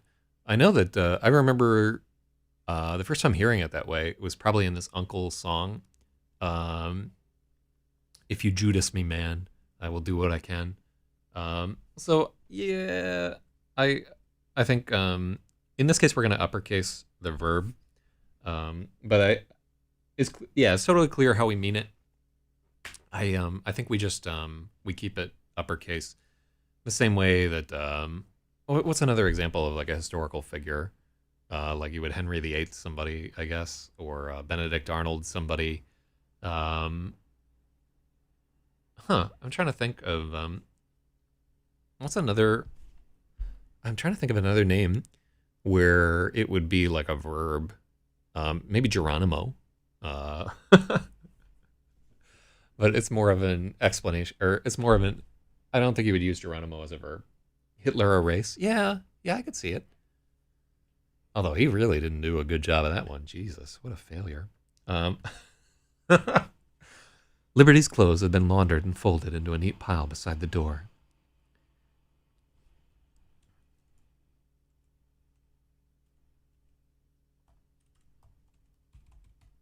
How shabby they seemed compared to this beautiful bathrobe. She took a long shower and caught her reflection's eye once more. Who were you, and what do you want to be? One night as an Amira, which is princess, was more than she deserved.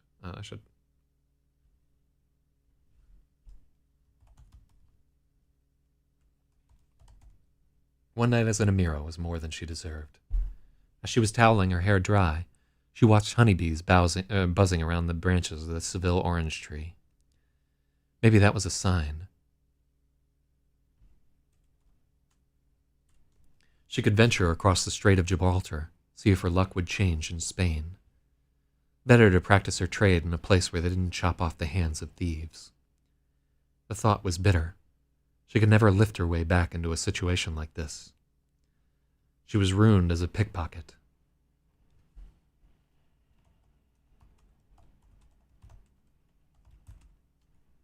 Perhaps she'd been ruined as a pickpocket.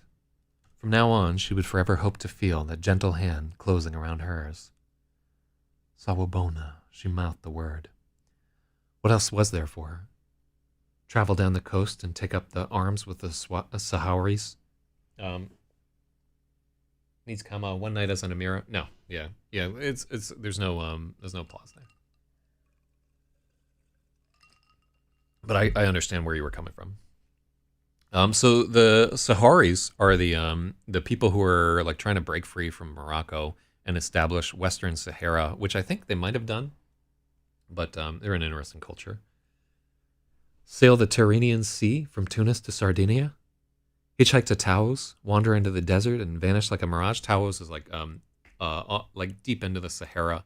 I think it may be maybe across the border from Morocco into, is it fucking Libya at that point, or Algeria?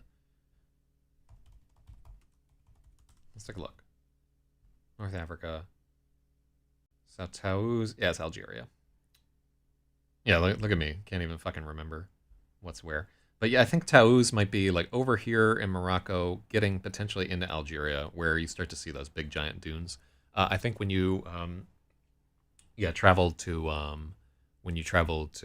Morocco, like a lot of people will want to see the big ass dunes, and so they'll take like a day trip out to hang out in the desert like a Bedouin. Nothing felt right. This was her chance, and she'd blown it. Liberty donned her too familiar garb and slipped out the heavy oaken door. She resolved to spare Galeazzo the trouble of ejecting her, but a familiar voice.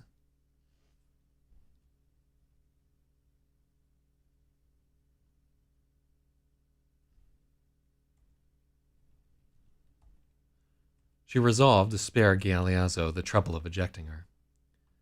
Liberty donned her too familiar garb and slipped out the heavy oaken door.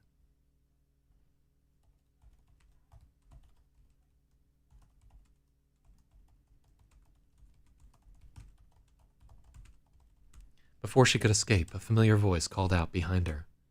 She is ridden! Masa al-Khair! Sayyidat al-Yahura! What? Sayyidat al-Yahura. Good afternoon, Lady Liberty. Salam alaikum. Liberty found herself smiling. Walaikum assalam. Please, join me. The priest loomed triumphant over a blasted battlefield of demolished dishes. There were few survivors, but Liberty suspected reinforcements were on the way. She took the offered chair. I like that Galeazzo's dinners are described as battles. And that he, Timbuktu and the salt mines and shit. Hell yeah. I like that. He's in dubious battle with dishes. Thank you, Liberty said, giving the priest a meaningful look. You made me feel like a person again. Likewise, Galeazzo agreed. For a moment they smiled at each other, then each awkwardly sought some excuse to look away. Galeazzo squinted in the direction of the orange tree, where a warbler was giving his chuff-chuff cry.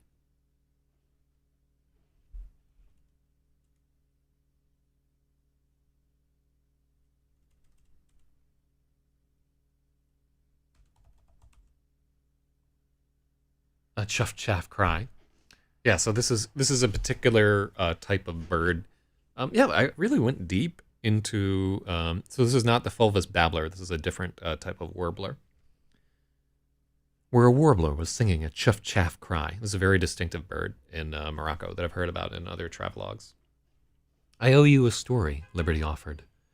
Her cheeks had grown warm in spite of the courtyard's shade. Galeazzo shook his head. Speak if the spirit moves you. You owe me nothing, little bird. Usury is a sin.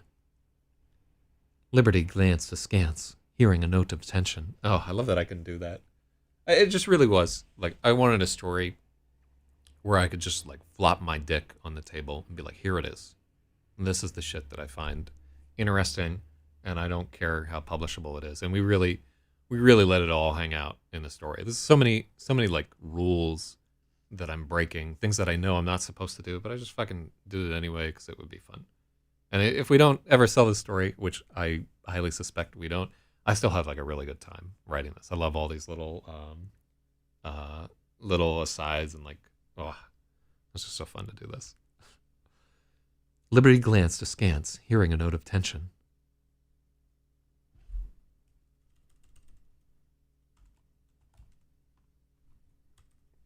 Liberty glanced askance at the note of tension. All morning, the extravagant surroundings had been closing around her like a fist. She was certain it was impossible to arrive at this kind of wealth without a great deal of compounding interest. This is kind of an interesting sentence. She was certain it was impossible to arrive at this kind of wealth without a great deal of compounding interest. I see a shadow lurking, Galeazzo said, sweeping a palm across his face to pantomime her worries. I suggest a change of scenery. Oh yeah, that's indeed a good comment. How do I miss these still? I'm like still really bad at getting all these guys. All morning, the extravagant surroundings had been closing around her like a fist. She was certain it was impossible to arrive at this kind of wealth without a great deal of compounding interest. I see a shadow. Let's check out lurking. Galeazzo said, sweeping a palm across his face to pantomime her worries. I suggest a change of scenery. And so here,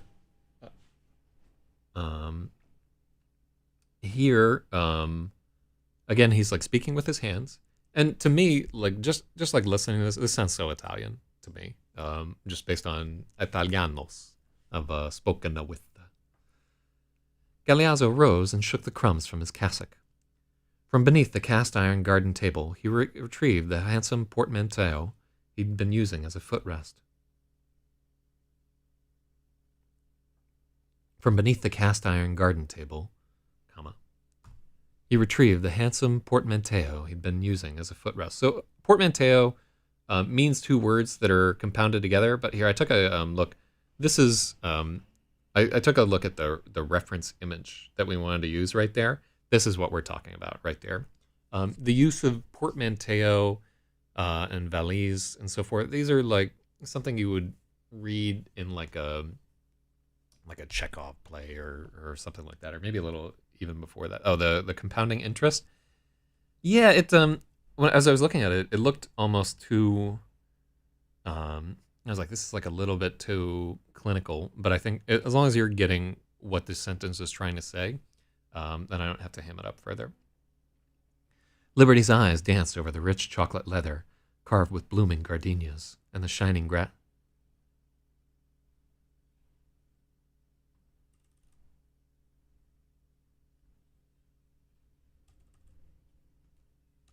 Liberty's eyes danced over rich chocolate leather carved with blooming gardenias and shining brass buckles.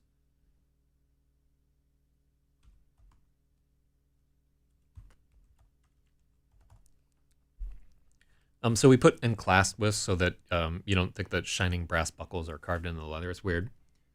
Liberty's eyes danced over rich chocolate leather, carved with blooming gardenias and clasped with shining brass buckles.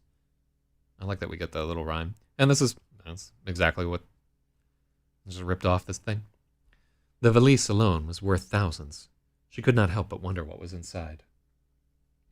Oblivious to her covetous thoughts, Galeazzo led Liberty through the sprawling palace, ducking through corridors with no logic she could see. The big man kept a surprising pace. She grew winded, matching his steps. Beads of sweat twinkled at the priest's brow. Neither of them had escaped the bottle unscathed. At last, we can't use swimming steps again.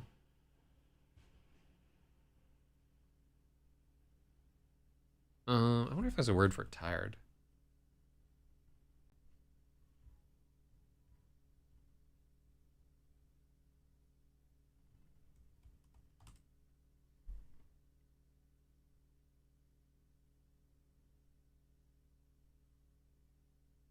Yeah, if I can find an S word that means faltering.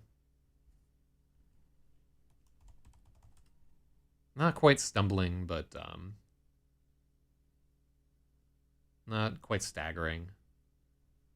Stagger's close. And yeah, it's too much. Yeah, I don't.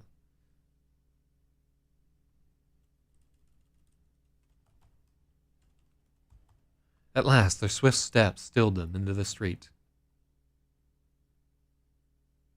Someone called after Galeazzo, but he called out, it's like, it's kind of like saying hasta la vista. See you later. Staccato. Ooh.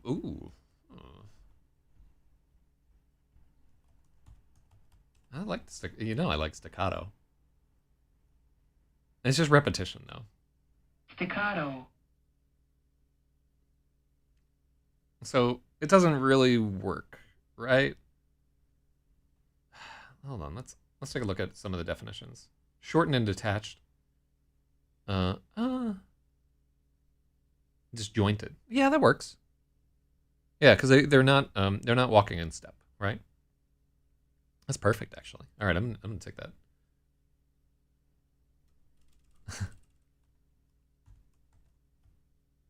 Staccato steps spilled them into the street. I like that. All right, good one, Logic.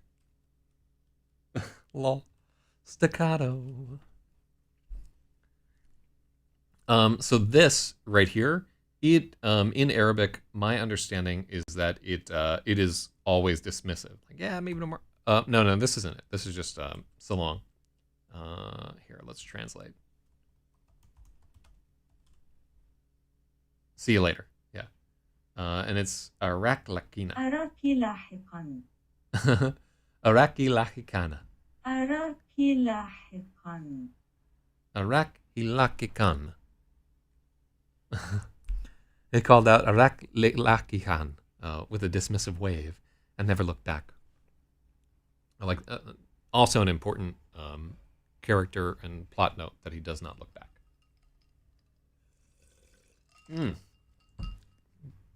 Light-headed Liberty feared she might falter. The priest's punishing pace persisted as they wove away from the royal Mansour.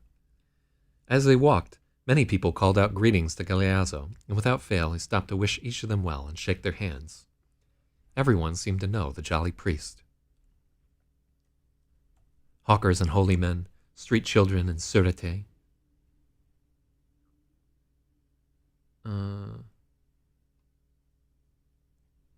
I don't know how to pronounce this, but it's like the police in Morocco.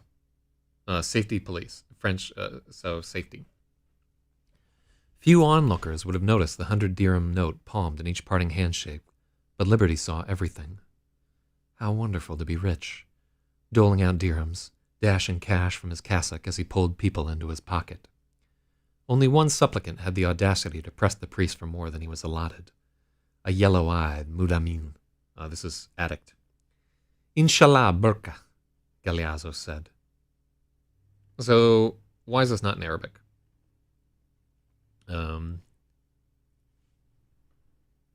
Oh, yeah, so this is like, yeah, God willing, sometime.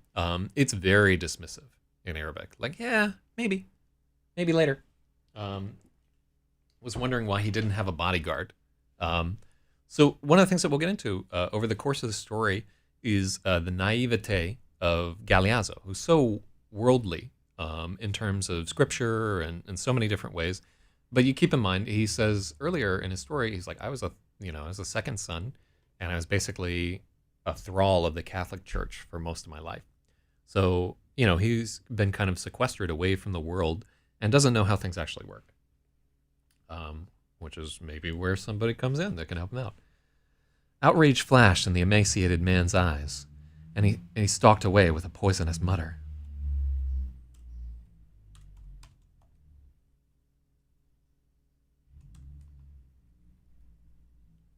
He stalked off with a poisonous mutter. Liberty glared, on the verge of yelling something after him, but Galeazzo shook his head. Yeah, we need a comment there. Why put money up his arm? Liberty asked. We cannot know his need.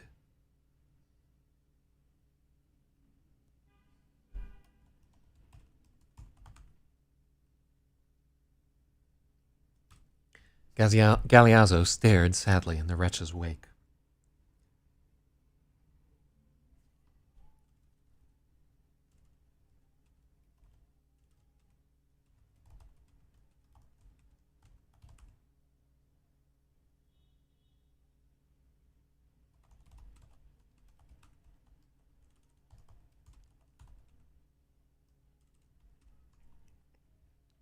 Liberty felt a twinge of shame. Here, actually, let's make this a prick of shame.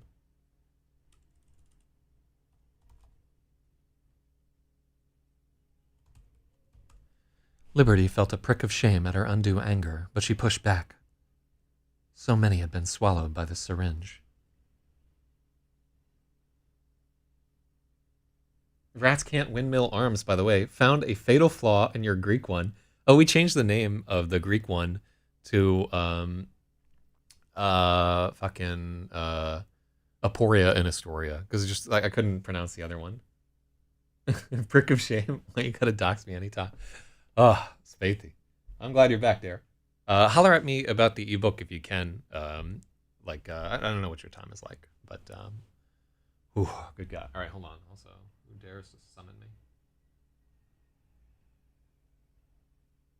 Oh, it's just a tournament announcement for Avalon, which I'm not going to participate in.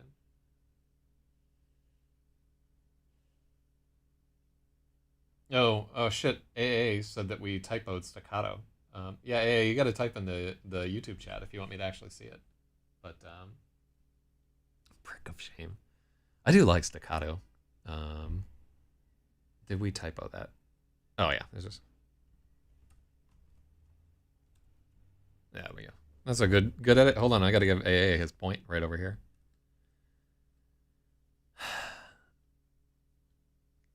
I think you're right too. That rats can't windmill their arms. But shout out to AA for watching this guy.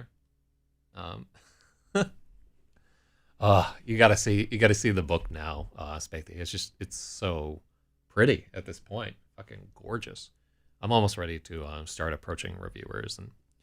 Hopefully, somebody, I'm not going to say their name, but somebody from my Anonymous hooked me up potentially with somebody who used to do book tours and stuff like that. So I'm going to hit them up for info. And yeah, I'm really working hard. And I'm going to start, inshallah, working on the audiobook. So we do another Telemachus here. Let's see. Liberty felt a prick of shame at her undue anger, but she pushed back. So many had been swallowed by the syringe. A black cat darted across the street ahead of them.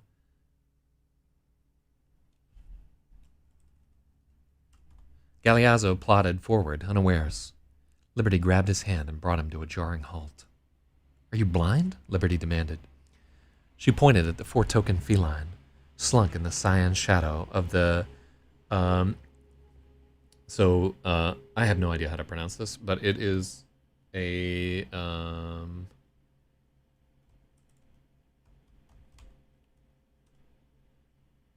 Chef Ocean. Pronouncenames.com.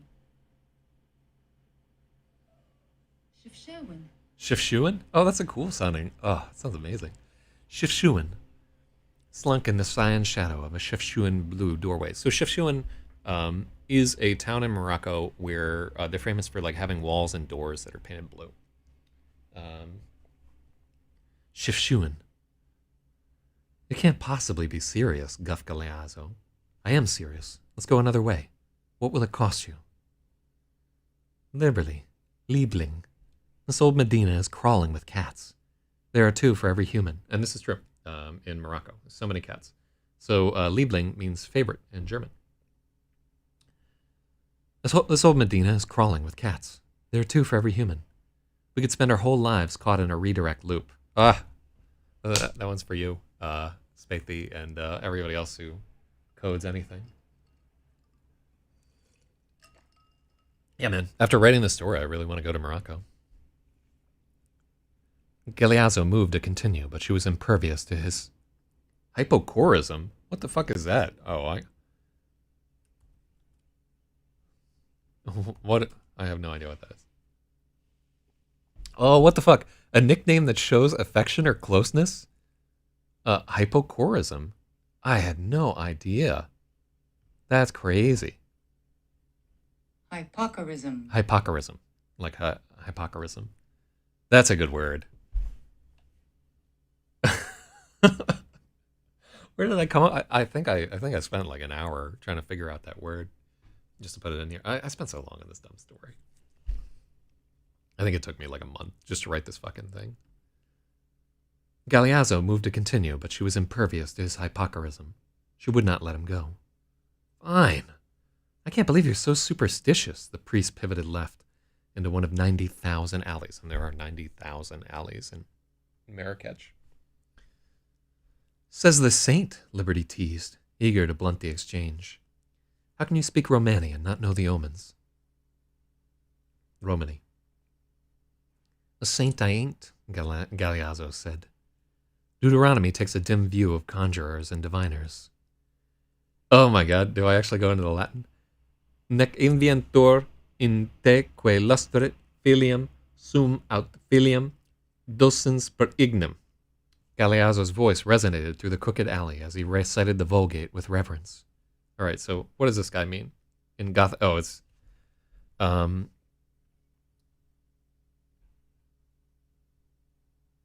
okay. I think he just directly translates right afterward. Galeazzo's voice resonated through the crooked alley as he recited the Vulgate with reverence. If he was a bit taken with the sound of his own voice, Liberty could not blame him. There must never be anyone among you who makes his son or daughter pass through the fire of sacrifice. That's the Latin right there. But then he goes on to say the a saint, comma, I ain't. That's a good comma. Like, it's kind of bullshit. Like, that theoretically they're speaking in Romanian all this time, but I use just completely English aphorisms and so forth. If we wanted to be realistic, we would just have her know English and then be speaking in English. But I don't think I'm not going to go back and change it at this point. But yeah, just so much of what we do. Although, if we assume that they're speaking in Romanian couldn't, Romani, not Romanian, they're different languages. Romani couldn't carry on these languages. There are not enough words in Romani to do this, but or not enough that I can find in any dictionary or whatever. But there must never be anyone among you who makes his son or daughter pass through the fire of sacrifice, who practices divination, who is soothsayer, augur or sorcerer, weaver of spells, consulter of ghosts or mediums, or necromancer. Seeing a sign isn't suffering a witch.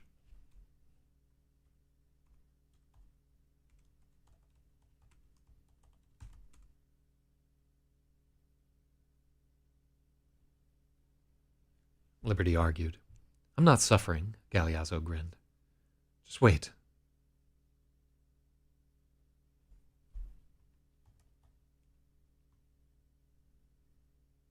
Just you wait, Liberty led, remembering the feel of his hand in hers. Were he any other man, she would press him into an alcove, but he was infuriatingly unlike other men she'd met. It was the wrong lever to move him. Ooh. God damn. I like that phrase. It was the wrong lever to move. I think we've used that pun elsewhere. The alley forked into two tributaries, and Galeazzo followed his nose after the scent of sizzling méchoui. Méchoui. So it's grilled meat. Makes me want to go back and earlier we talked about tehal, which is sizzling.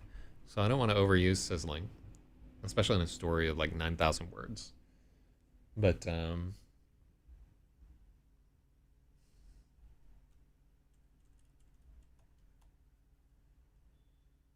it actually works a little bit better there because smoky and méchoui, like almost a rhyme.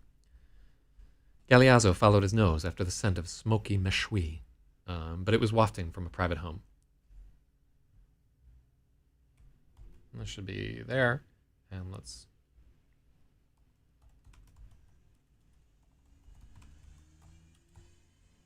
Lehem méchoui. I think actually méchoui is just barbecue, because lehem is lamb. Smoky barbecue. That works even better. Like sizzling barbecue makes no fucking sense. But smoky méchoui. But oh, you are behind logic. Instead, they took seats at a shady little cafe and drank Berber tea from rainbow glazed glasses.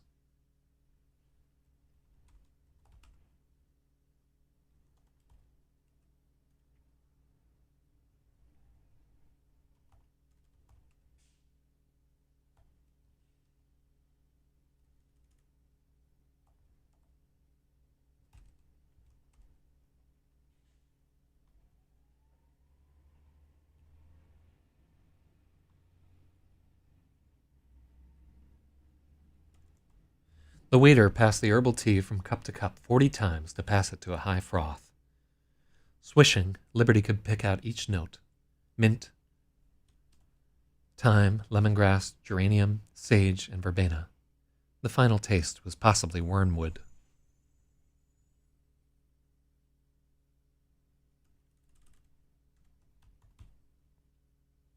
So we're going to use note twice there because taste just doesn't quite work. The final note was possibly wormwood, which is something that sometimes they'll put in Berber tea. So Berber tea is like it's like a Morocco thing, and everybody has like their own combination of herbs that they'll use to make it, depending on what's in season and so forth. And they really do the like like doing it back and forth to bring it to a froth. I promise you another story, Liberty began, blowing at the top of her tea. The heat of day did not matter to Moroccans. Ice was unheard of. Galeazzo leaned in, and so I did a little reading on there, and I don't think that they do iced tea in Morocco. I think it's all hot tea, even in the middle of there. Galeazzo leaned in, eager as a child. Long ago, on the road to Emau, there was a camp of Zagari.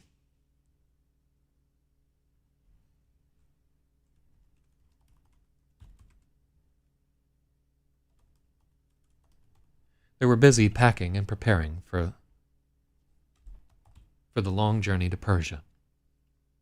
On the first day of the week, a scarred stranger came upon them with a long look in his eyes.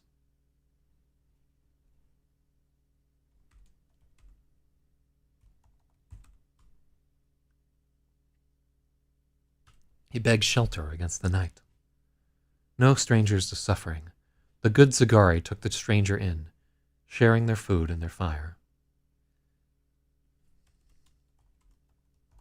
The stranger would say nothing of himself, but only listen to the old tales around the fire, nursing some private pain. As the night grew deep and the fire dwindled, the agony gleamed ever brighter in the stranger's eyes. The Zagari elder could not stand to see it.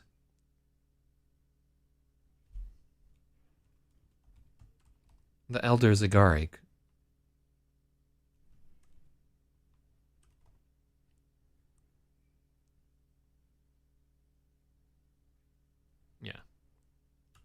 The eldest Zagari could not stand to see it. He offered the stranger boons to salve his hurt, sweet women and strong wine. The stranger waved the offering away, claiming none could cure what ailed him. Alas, lamented the elder, you are 3 days too late. There was a healer in town, a miraculous man. Surely he could have eased your pain. But he was betrayed, sold for some silver. Wicked men pierced him and put him on a cross. Curse the sons of Pompeii. May all they have wrought be undone. If only, the stranger wished. I should like to perish myself, but I am not permitted. I must wear the weight of the world. Work for the gods. Leave that mantle to Atlas. Death will come in his own time. Not for I, the stranger cried. For a time the elder spoke of his own joys, his children and wives. His children and wives, his favorite foods, music and dance, all the good things in the world. These sputtered before the stranger like wet wood. Nothing could catch. Still the elder schemed for a way to rouse this man from his misery. The thorn in you is too deep to draw, but there is another way. We Zagaris sprang from the great river that runs through many worlds, the mother of all men. It is said that those who bathe in her waters wash away all sin, to be born anew from a golden womb, or unmade as if they never were. For the first time, the stranger seemed to awaken. Where is this wondrous river? He asked. Oh, fuck me. I'm taking out my, there we go.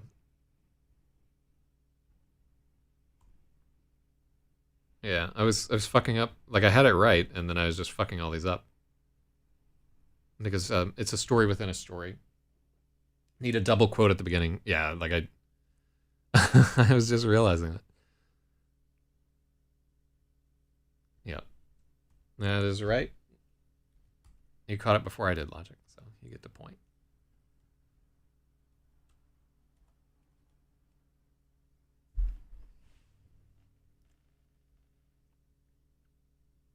The thorn in you is too deep to draw.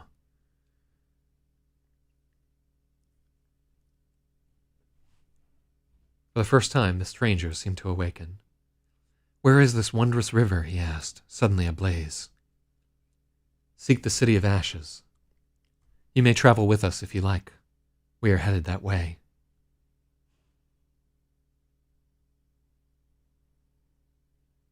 The stranger's light was snuffled.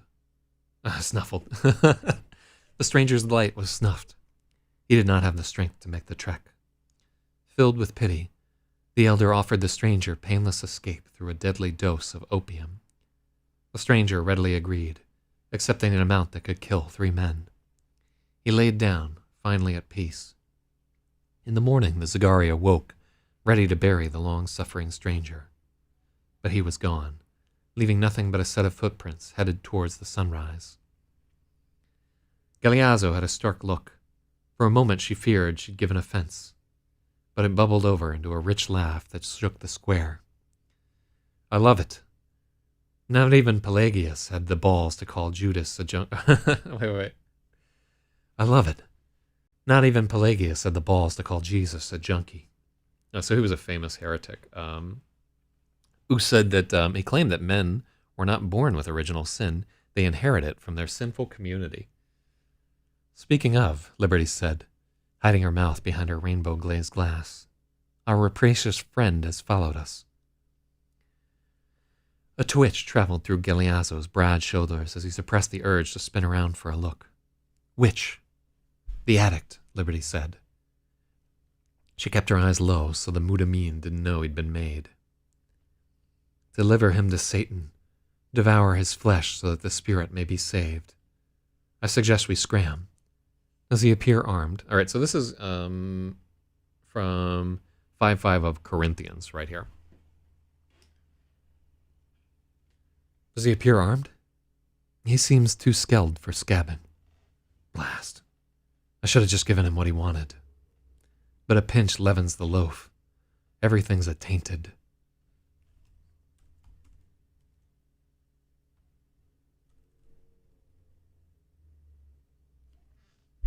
So many overdose. This is such a weird way to talk. Blast. Here, hold on.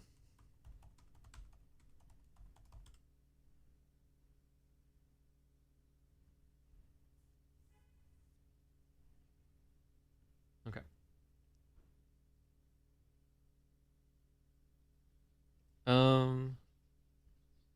Damn it. I'm a med student. Damn it. All right, well, great. Maledizione. Sono una studentessa di medicina, maledizione. What about Caso? Cazzo. Ma che cazzo, Sully, non puoi prendere... I like Caso. Cazzo. No Vilma, ascoltami. Cazzo. Yeah, I like Caso there. Let's swap that up.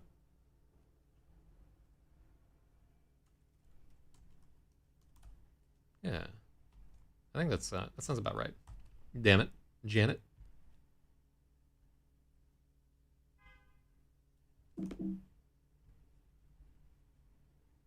What the? Yeah, there we go. Track's a little bit better. Cazzo. I should have just given him what he wanted. I should have given him what he wanted. But a pinch leavens the loaf. Everything's tainted. So many overdose of late. Yeah. No, I hadn't forgotten it there. But I was just, as you were typing that. Oh, yeah, I'm going to give you a point anyway. But I hadn't forgotten it. But it was kind of like this fragmented English. And there's just too much of that happening in this. It doesn't read as like traditional. Like, yeah, I'm giving you it anyway. Cazzo. Should have given him what he wanted. But a pinch leavens the loaf. Everything's tainted.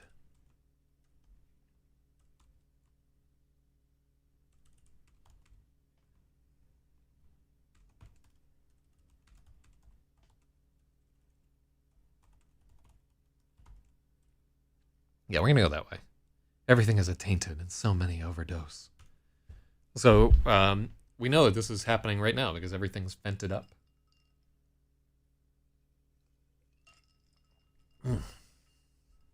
I suggest we scram and try to lose him in a crowd.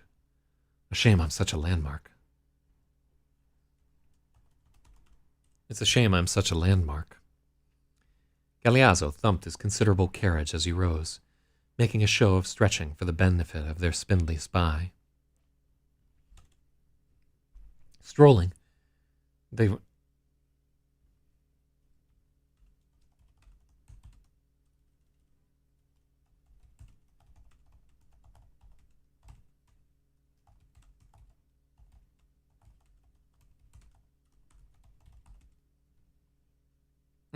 I love this. They strolled when in sight and dashed whenever they rounded a corner, careening through a confusion of crooked corridors. At last they left the labyrinth. Love it. Squinting against the glare in a broad square. Oh.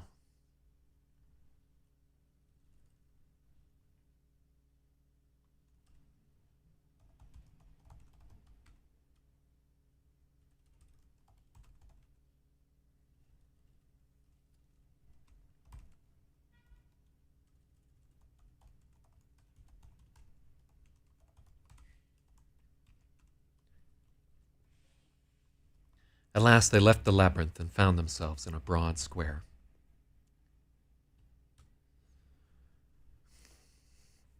Squinting through Ra's ruthless rays, the priest and the pickpocket. Oh, yeah.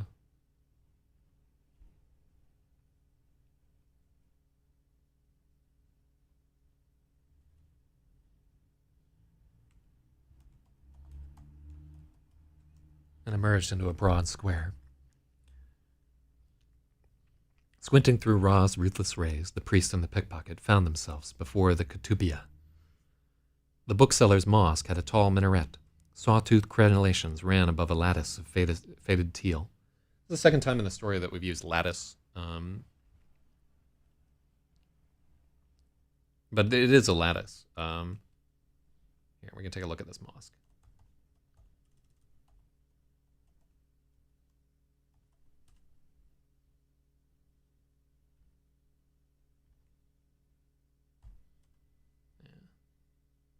So here's the Ketubia Mosque.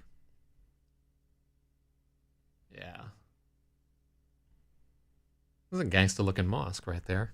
I would go check it out. It's not a crosshatch.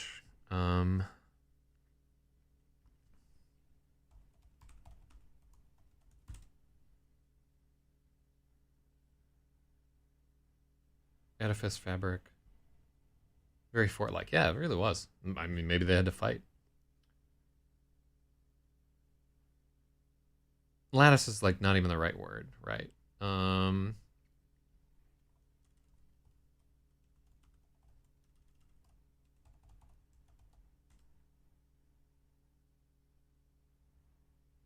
No, mortar joints isn't what we want. What is it where like a wall is made of? If we're looking here.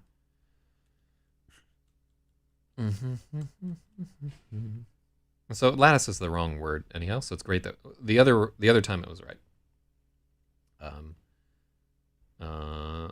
But if we look at the Kutibia right here, so see how, where's the other fucking picture of this guy?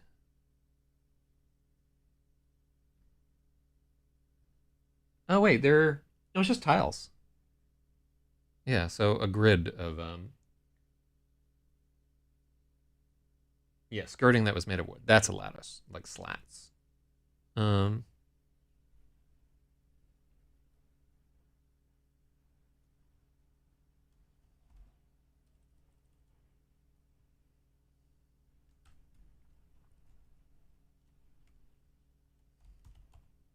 we go. Cool.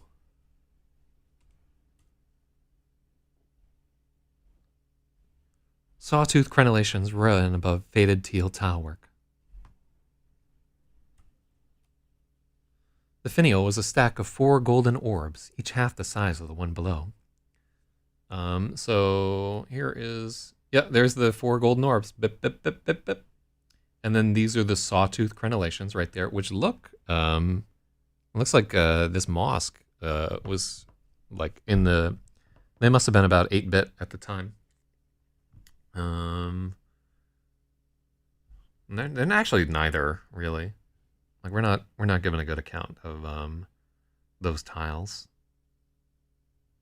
And it looks like they're still glossy too, so they're not faded at all. Yeah, I mean, look, you can see the fucking aliasing.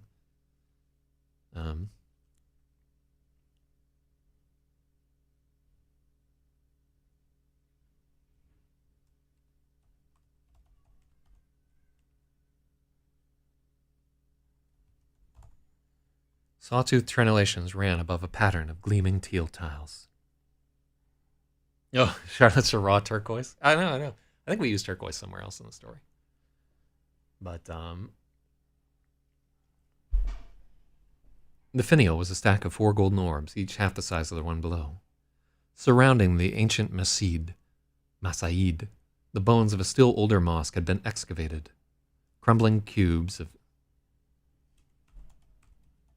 To reveal crumbling cubes of sun-scorched brick.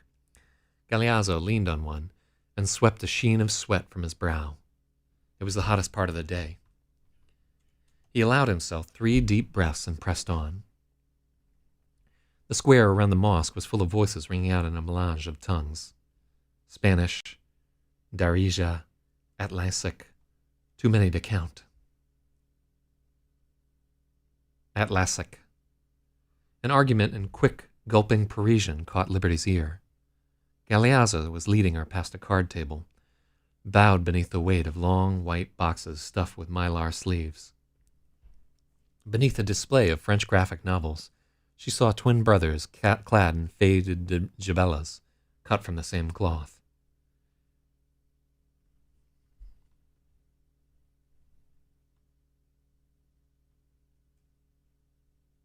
Behind a display,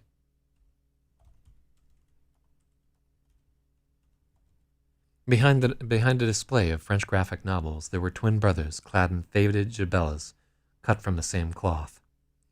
Engrossed in their argument, they never noticed Liberty as their bickering grew high and heated as Al-Sham above.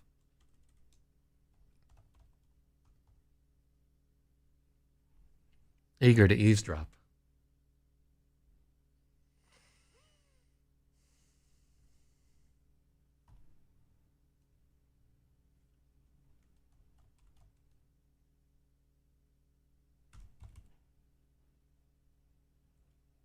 Mhm.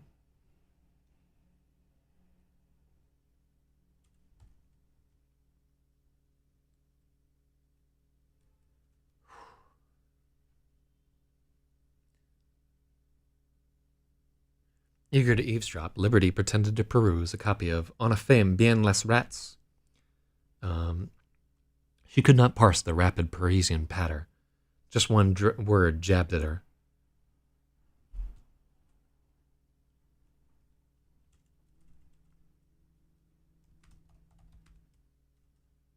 A single word jabbed at her.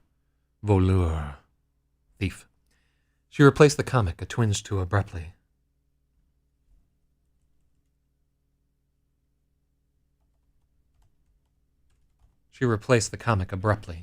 Catching the eye of the closest brother. Before she could dip away, he lit with recognition. Padre. So we need the right E. The man called out to Paulo's broad back. Galeazzo wheeled, looking alarmed at first.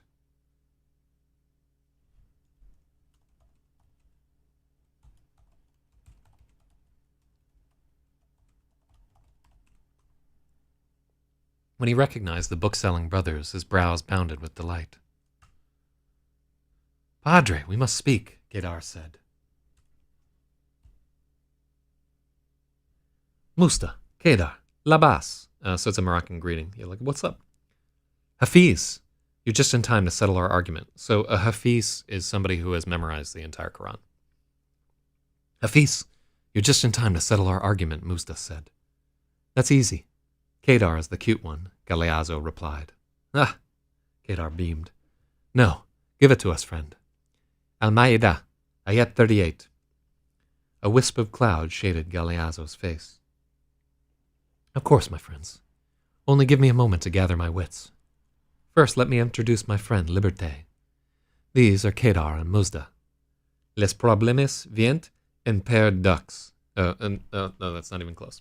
Les problèmes viennent en paire de deux. So problems come in pairs.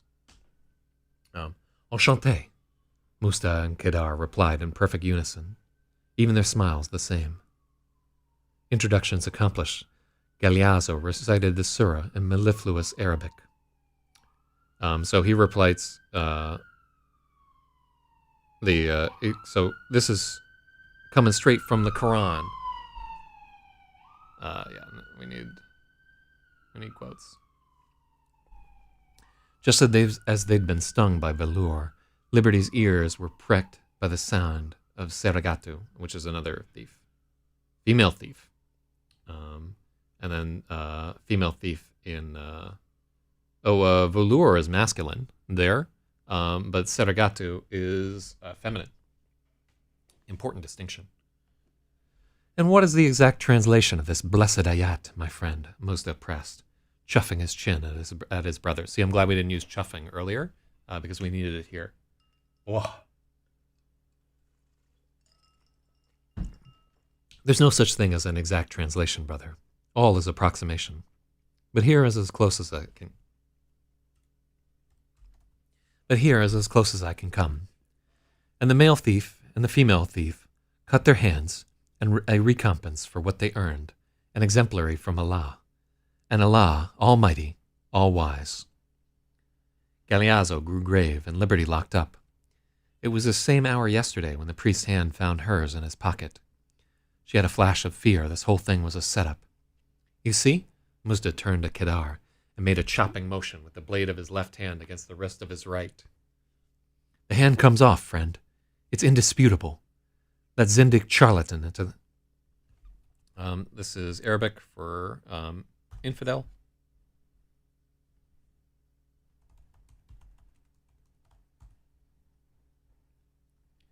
That Zindik charlatan at the cafe has led you astray.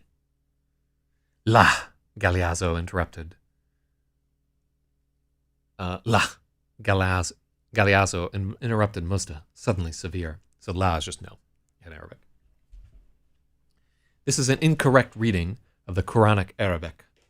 The surah hinges on the word ikatu, the command form of kata'a, ekata'u. the command form of kata'a. And yeah, they have glottal stops all throughout Arabic. I can't hit it. The word means to cut. But what kind of cut? In 1083, we see Batara use this abtar, meaning sever, speaking of those whose progeny has been cut off. In Surah 12, there is confirmation. Distracted by handsome Joseph, women katana their hands on their knives as they cook. Surely you don't imagine they amputate their hands. No, the brothers agreed in chorus. Then take the very next verse. But whoever repented from after his wrongdoing and reforms, then indeed Allah will turn in forgiveness. How can a man reform and pay back what he has stolen without a hand?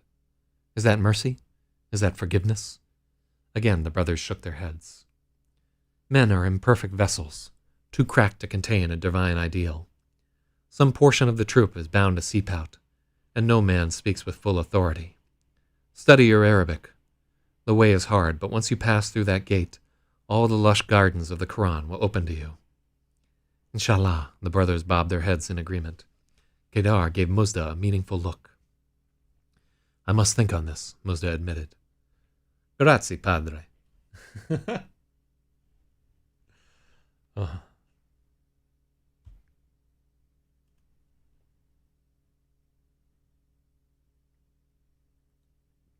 Kedar cried. Oh, I need this italics too. Kedar cried, smirking in wry triumph. Galeazzo raised a finger before his lips. Somnu suvi? Galeazzo asked, with the slightest tilt of his head. I don't know what the fuck this means. I don't know why I didn't comment it. I think it's like saying, what, have you seen anyone? Am I being followed? It's something like that. Or no, I think it's, may I ask you something? Let's see. Somnu suvi. Are we followed? Okay, yeah. So we need a question. Somnu suvi. Are we being followed? Galeazzo asked, with the slightest tilt of his head.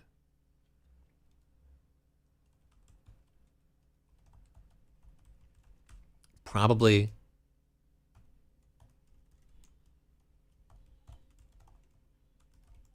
Almost certainly I fucked up the conjugation of this, right? Because I have no idea how French conjugation works. Craftily, Kedar pointed to this comic and then that, as if he were trying for a sale. I cannot see a tail, but understand I did not call on you only for the Quran. Afwan, padre, please pardon my subterfuge. May we speak privately?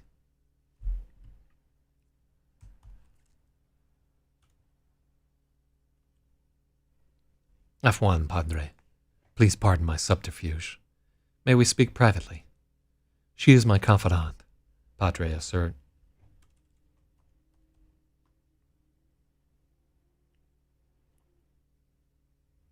Okay. Alhamdulillah. Yesterday some men were asking about you in the souk. Souk is market. One braced us for information, but we told him nothing. Police? Galeazzo asked. He tried to keep his face straight, but his eyebrows betrayed him. Italians. Italianos. Italianos. Their French was atrocious. Are they friends of yours? Do you want to be found? Galeazzo shook his head solemnly. Inshallah.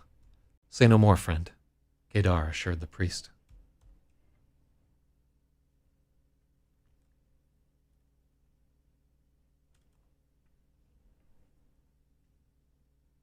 A mentions cornice for lattice or cross. Let's take a look.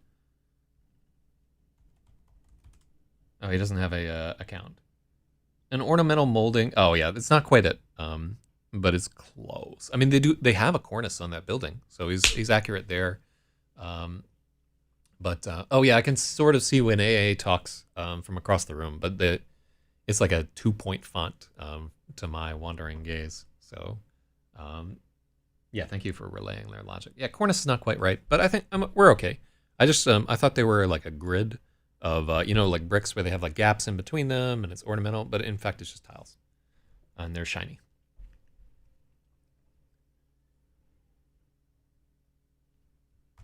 Shukran jazilan, Galeazzo. Thank you very much. Galeazzo thanked them, clasping each of their hands before they departed. So he's still bribing everybody he meets. I always love this scene in Goodfellas where he's like, hundo, hundo, hundo, hundo. Hell yeah. And I like this line. The brothers turned to each other in a look of total understanding, only possible between twins. I would love it if there was like a word that meant that, but there isn't, as far as I know. Shukran jazilan, Galeazzo thanked them, clasping each of their hands before they departed. The sun never slackened as they scurried across the square, but the day darkened just the same. Alas, Galeazzo groaned, as they made their way into Hama el Fana. They're after you, Liberty whispered. Always, Galeazzo said. I noticed eyes upon us at the hotel as well. C'est la vie. Mosaic? It's not a mosaic, though. I think the word mosaic necessarily means that it comprises an image of some sort, or like some meaning is conveyed. And if forms are purely geometric for decoration, I don't know. It may be that you can call those a mosaic, but I wouldn't think of it as a mosaic. Just the same way that I wouldn't think of like a checkerboard floor as a mosaic, even though it's like a geometric pattern. But I don't think it's... I'm fine with it how it is. What will you do? First, thirst. Paulo led her to a Berber stall where a fragrant Giza of ripe oranges towered beneath a sign painted an alien Neo-Tiffanaga. Oh my god. It so looks like fucking Alien. The Berber language. Look at this and tell me if you didn't... Tell me if it doesn't look like this shit should be scrolling out the Predator's arm. Look at these images. Yeah, we got... Yeah, this is the language. Yeah, they mostly have imagery. When I hear the word mosaic, I think that it's going to be a picture of something. Although you can do... I've seen mosaics of like Arabic lettering, which would be more to the point. But yeah, this is Tifana, which is the Berber language, and there are a bunch of different versions of it. But look at their Z and their X, and it's cool looking and like super angular, but honestly, looks like it looks like it should be on a fucking starship to me. So it's not even isomorphic. There's two R's and two Z. Yeah, the Z with the dot and the T with the dot and so forth. Homomorphic, yeah. And GW, how many letters do they even have here? I'm seeing it's 5. Looks like 10 per line. So it looks like they have 33 letters in their alphabet, which is crazy. They're not fooling around there. I honestly, like, I found whenever I'm looking at stuff from Western Africa, I find degrees of subtlety and complexity that I like for whatever reason. Like I'm surprised at how complex and convoluted things get within their linguistic structures and their like in the divination structures and so forth. There's just looks like they have 25 letters but 10 repeats. Paulo led her to a Berber stall where a fragrant Giza. Oh, I think Berber should be. And where a fragrant Giza of ripe oranges towered beneath a sign painted in alien Neo-Tiffana characters. Wait, did I spell that right? Yeah, okay. Tiffana. This should be capital. Neo-Tiffana characters. He bought 2 frosted glasses of jus d'orange, so sweet it sang in her mouth. Like a magic potion, the draught seemed to resonate from her chest and tingle in her extremities. She'd never tasted anything better.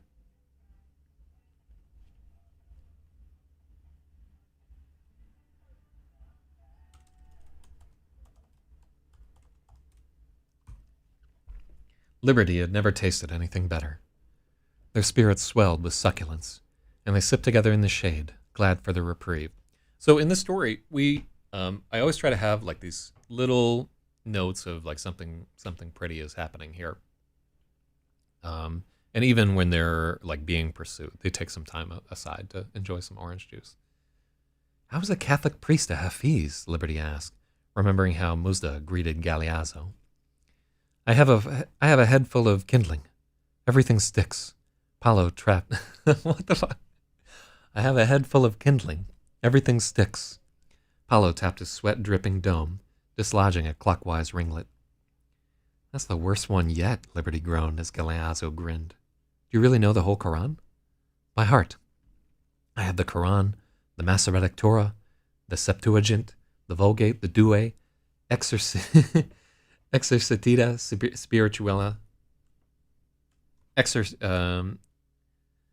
Exercitia Spiritualia, the Odyssey, and Charlotte's Web. Impossible. Nobody could memorize all that, Liberty said. I am large. I contain multitudes, Galeazzo quipped. If you can believe it, Charlotte's Web was the toughest to lock in. The others were intended for recitation. And that everything sticks, that is some bullshit I came up with on my own. I did not steal that from anywhere. I'm sure somebody else has made that point, but that dumb shit literally sprang to me while I was writing this. So I'm taking full credit. Why did you memorize a children's book? It was an accident. Purely by accident. I used to read in hospitals. After a few years, I'd realized I'd inadvertently memorized half of it.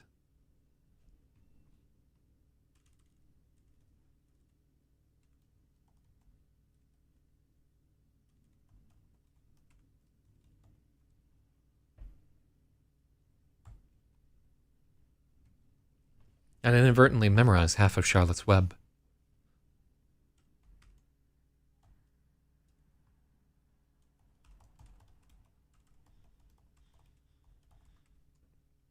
I had to finish the job.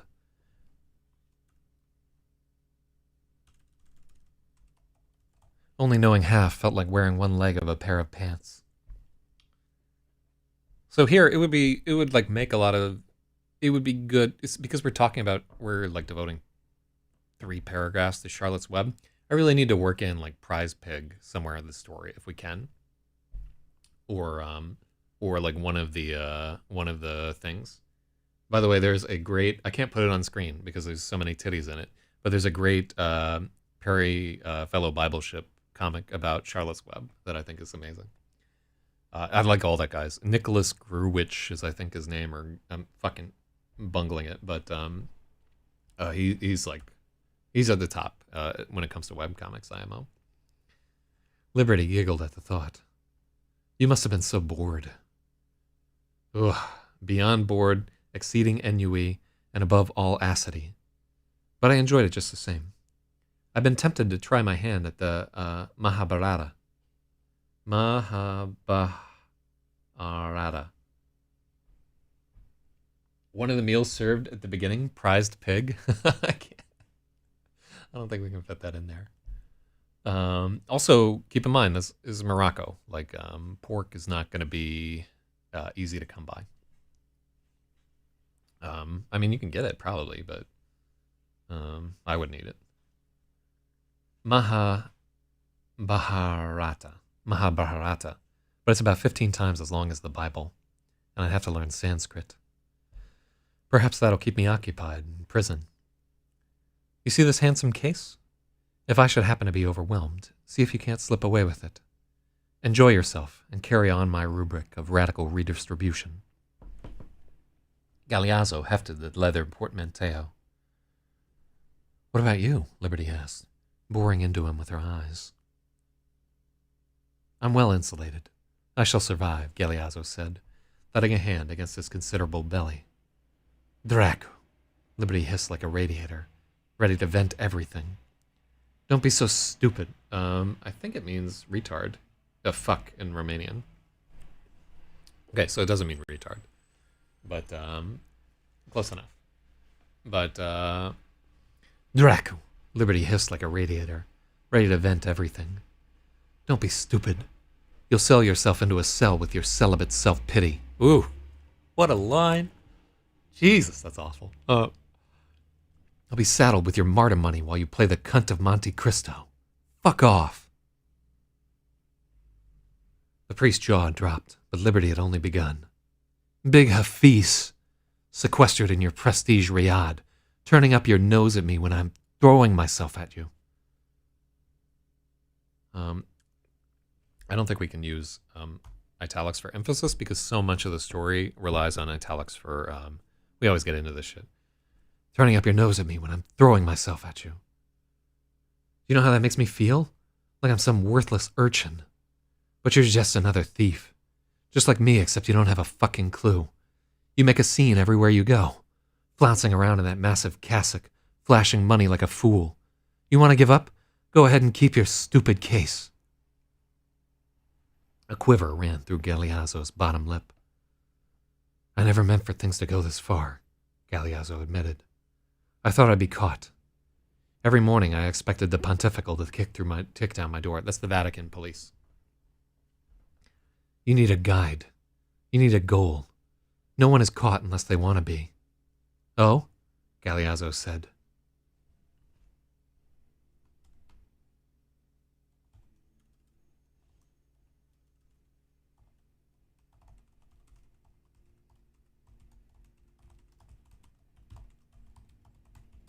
Oh, Galeazzo said, holding up a hand to remind her she'd been apprehended. Yes, you oaf. Don't lord it over me. Do you like me or not?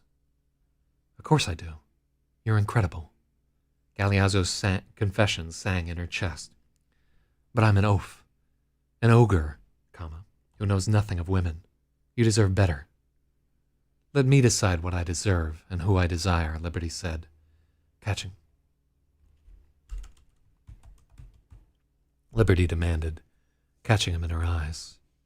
In that moment, she made up her mind. Let's run for it.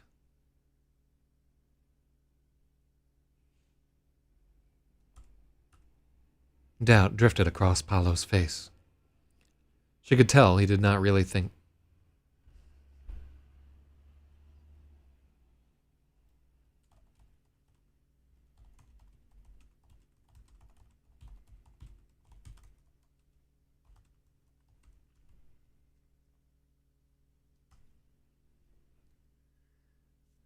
Liberty could tell he did not believe there was any way out of their present predicament, but he pretended for her benefit. Let's get some new clothes first, Liberty said, distracting him from his worries. What's wrong with our clothes? Galeazzo asked. What's right with them? Galeazzo had no ready reply. They delved into a perfumed corridor of stalls shielded from the sun by a rattan roof.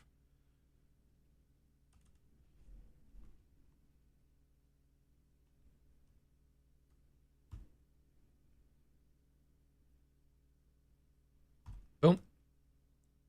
And then there's 8. So, scrolling back here, this thing right here, where she's calling him out, is like kind of a pivotal point for the character right there. And it really comes across pretty hard edge for Liberty right there, but I didn't want it to just be some sappy fucking bullshit. I think we skew a little bit into the trope of, like plucky young girl, like tells everybody what they didn't think, but she would know more about being a thief than he does. So, yeah, I like the whole ejaculation of anger, but it may not track well. They delved into a perfumed corridor of stalls shielded from the sun by rattan roofs. Surrounded by a swirl of sumptuous silk, she selected a gorgeous green and gold gandora.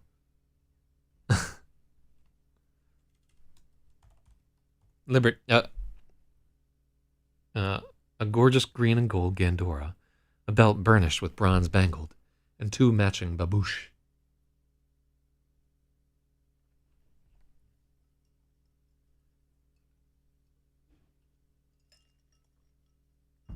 Mm-hmm. So these are all different sort of Moroccan wear. Babouche are kind of like clogs, but they're fancy. To cover it all, she picked out an unobtrusive black abaya, wishing the same thing were possible for the priest. Galeazzo liked to run his fingers over fabric as they shop.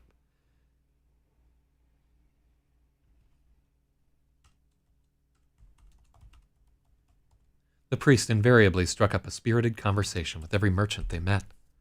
Liberty could have robbed him blind, but she could not resist watching Paolo work his magic. Oh, I mean, did we ever... I don't think we ever slowed on the alliteration. Everything that I wrote that month is just A, B, B, B, B, C, C, C, C, C, C, C, C, C. But yeah, oh my God, Dioxide. I don't know if you were here for the start of the story, but Jesus. This is even more pretentious than the story about the rats. I'm going deep on it right there, because at least they're like, it had a reason to be overblown and pompous. Oh, wait, it happens even more here.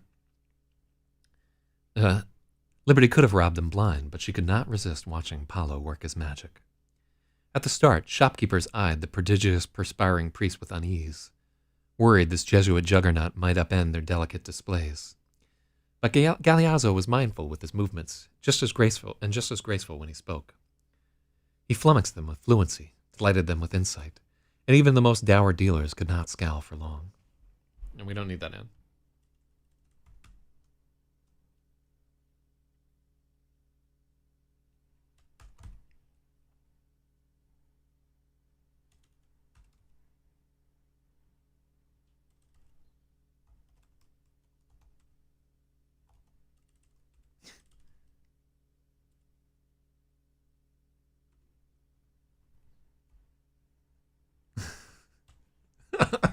That's so stupid. Even the most dour dealer could not sustain a scowl. Galeazzo might have bought her entire outfit for a song, but he refused to haggle. His own attire was much more challenging.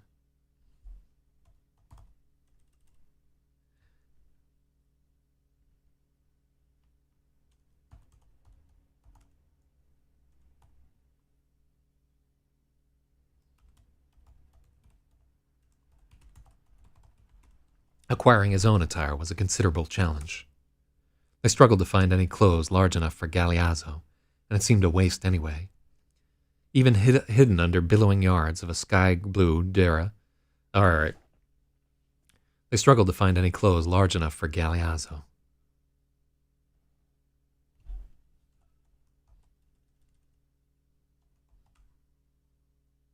Oh shit. Which...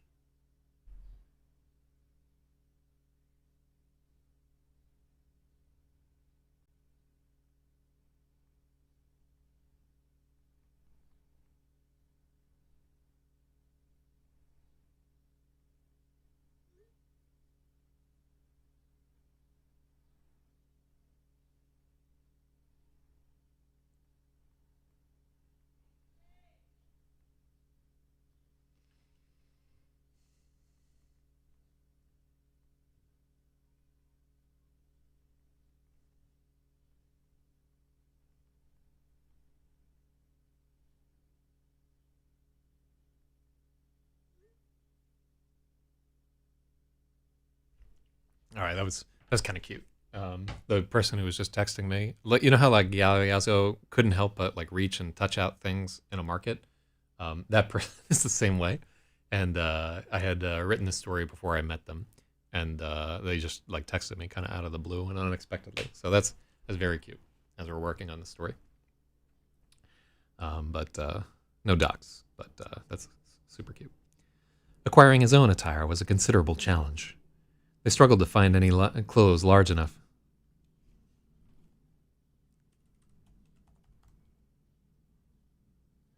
They struggled to find any clothes large enough to house giant Galeazzo, and it seemed a waste anyway. Even hidden under billowing yards of a sky-blue dera with his face wrapped in a chichi. There was no mistaking. Elefantina. Jesus, what a paragraph. I swear to God, anybody who has never like watched my streams or read my books before, I don't usually do this kind of thing. This is very embarrassing. This is more embarrassing than when we edited that like 15-page blowjob scene and my parents were watching. It's definitely it's fucking shameful. But I'm on it. Hold on. I think let me just check and make sure AA is on me. Oh, he doesn't have a YouTube account. That's the same thing there. But yeah, I'm ashamed. Acquiring his own attire was a considerable challenge. They struggled to find any clothes large enough to house giant Galeazzo. Oh, yeah. Yeah, that's too much.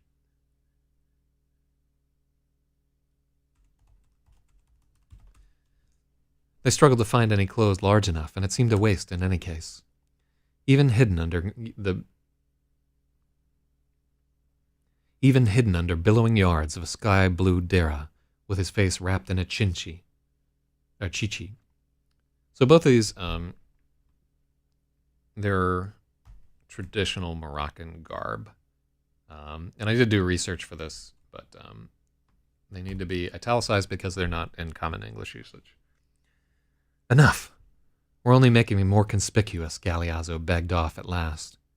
Liberty had to conclude he was probably right.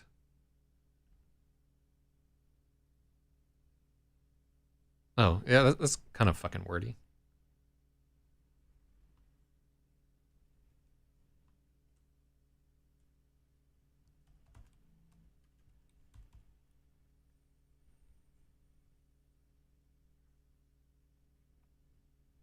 Yeah, we don't need that line at all. Let's just cut that.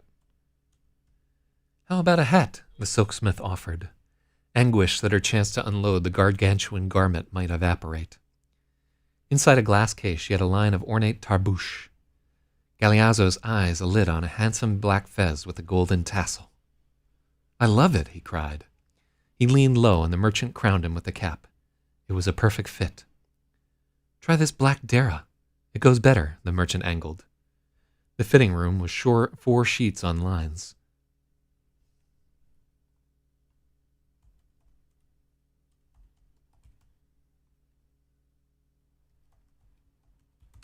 The fitting room was 4 sheets suspended on clotheslines. They could barely contain Galeazzo as he hurriedly changed. What is she saying here? Giant monk, the merchant muttered.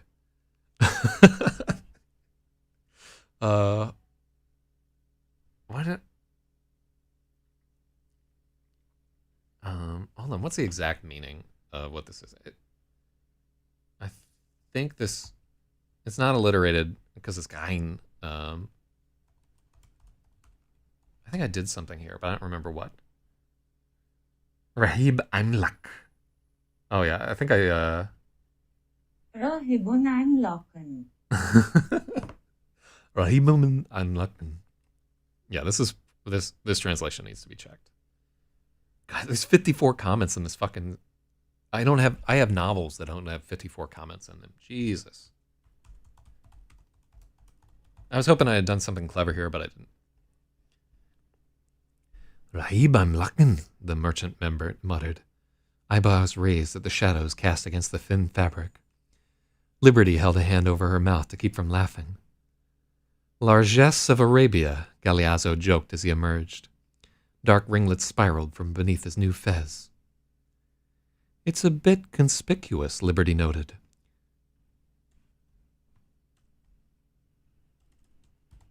Yet there was no swaying Galeazzo. He was already pressing money into the merchant's hands.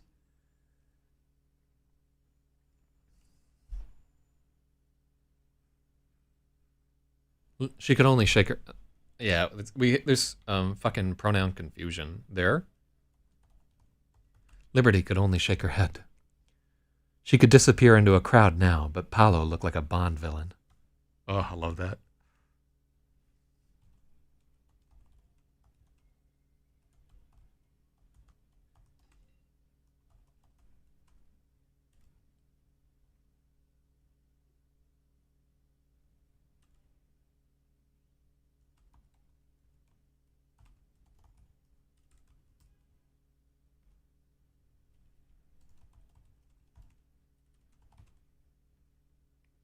Armored in the inconspicuous abaya, She could disappear, and I think abaya needs to be italics too. Yeah, it was just, I mean, not for long. Like fucking at the rate that that Lislam be spreading, but yeah, I don't think abaya is. Although it passes spell check, which is like a first part of the test. But if we're and tarbouche definitely needs to be it might be tarbouche, and then Dara needs to be italicized. I like that their fitting room is 4 sheets. There wouldn't even be fitting rooms. It's just a I think it's a little hacky, but I wanted to have that there.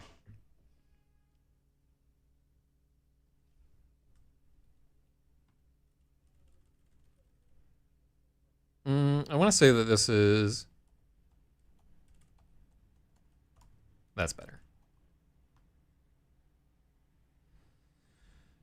Because we use conspicuous above, so I don't. Armored in the ubiquitous abaya, she could disappear into a crowd with ease.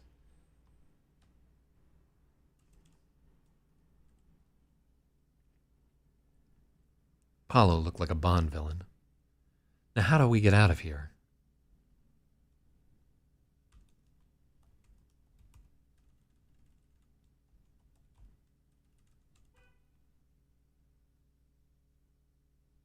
Now, how do we get out of here? We walk, and hopefully hop into a taxi. We'll switch cars a few times and hopefully lose our trail, Galeazzo reasoned. It sounded so simple, but as they approached the taxi stand, a cry arrested them. A ladro! That's thief in Italian. Oh, it's stop, thief. Stop, thief! 2 suits and sunglasses and suits. Oh, why are they...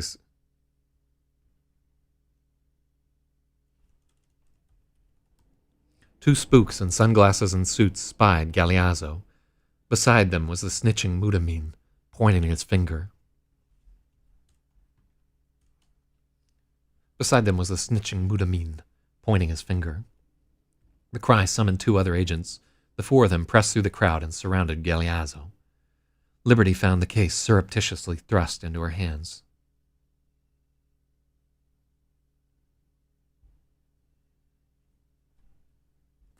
Galeazzo, the leader of the Italians shouted. He had dark eyebrows and a bleach blonde crew cut. Galeazzo put his hands up as the 4 agents pressed in on him, surrounding him on all sides. L'abetio non fa il monaco. Sembra ridicchioso, Galeazzo. All right, so the clothes don't make the monk. Oh, this is a perfect fucking line. It's a Italian aphorism. The clothes don't make the monk, and it's just. I'm glad you like spooks and sunglasses and suits. I thought it was a little hokey, but the whole story is so fucking hokey. The clothes don't make the monk. You look ridiculous, Galeazzo. Oh shit! Yeah, welcome. Hey. And then, Sembe ridiculolo. Likewise, Lucian. Galeazzo tapped his fez with the thumb of his raised palm.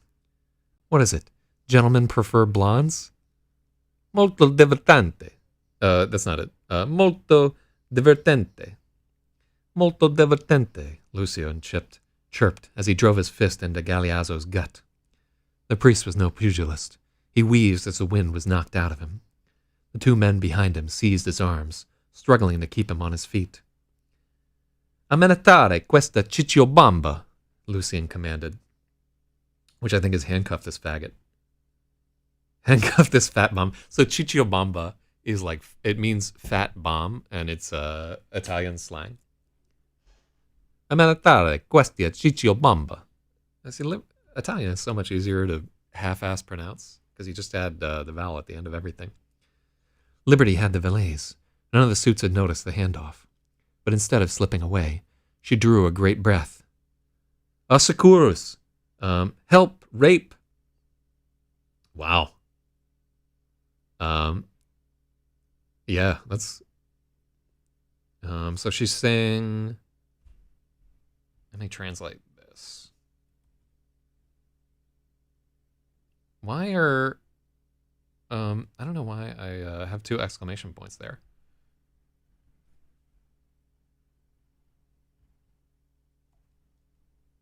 Help me rape. Yeah. Sydney. ساعدني اغتصابه. ساعدني اغتصابه. Sagni. Ektisabu. Yeah. So we wouldn't have that there.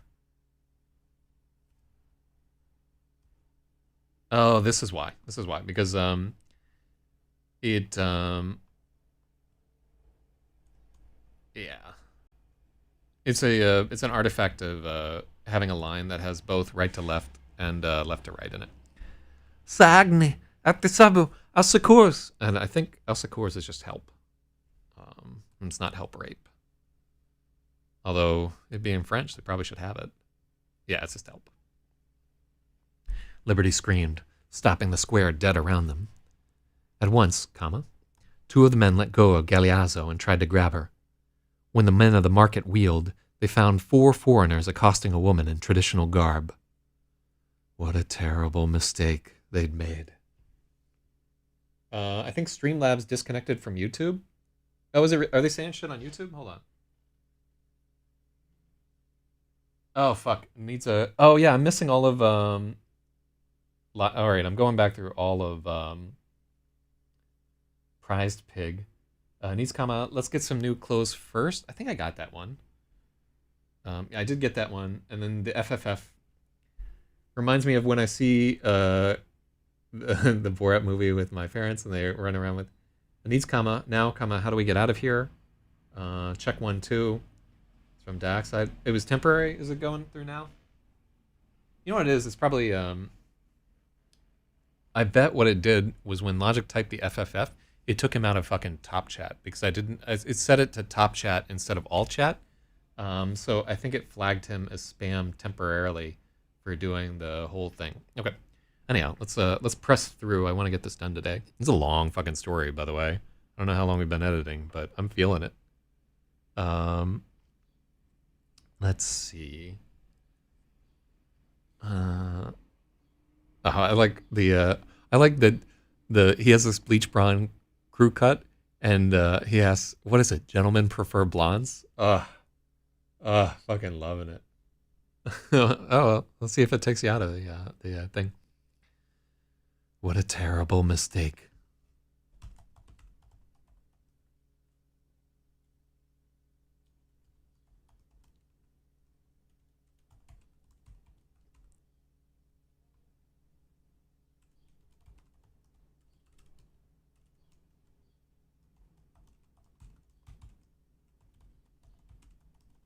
The Italians had made a terrible mistake. 3 hours and 12 minutes. Yeah, I'm fucking feeling it. This is the longest edit I've done in a long ass time.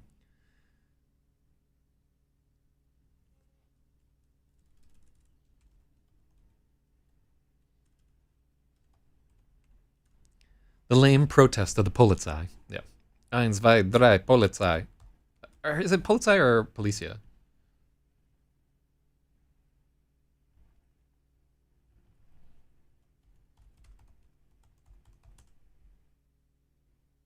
Polizia.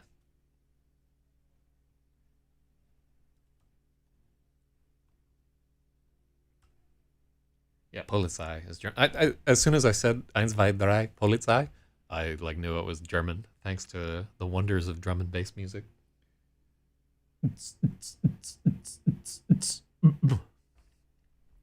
The lame protests of the Polizei were drowned in an onslaught of anger. Liberty watched as the 2 suits were literally carried away, but we don't need literally. Liberty watched as 2 suits were carried away by a...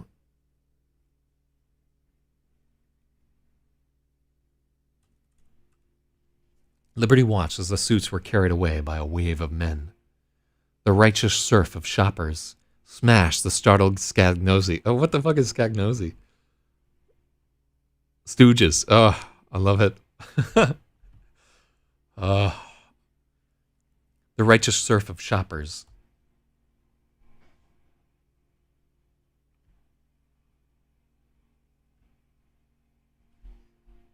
No, I.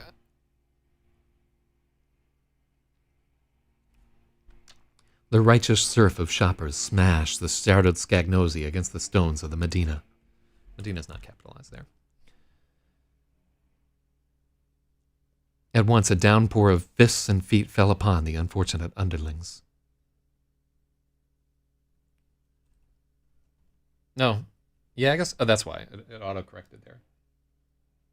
Banged a Polizei woman when I was in Germany? Hell yeah.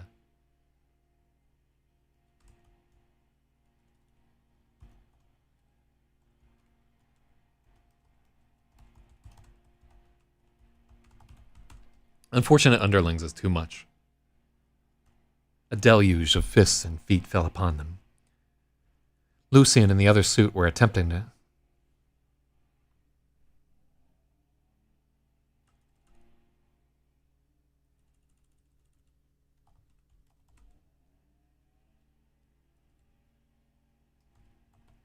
Lucian and the other stooge were attempting to drag Galeazzo away, but two were not enough. I like that.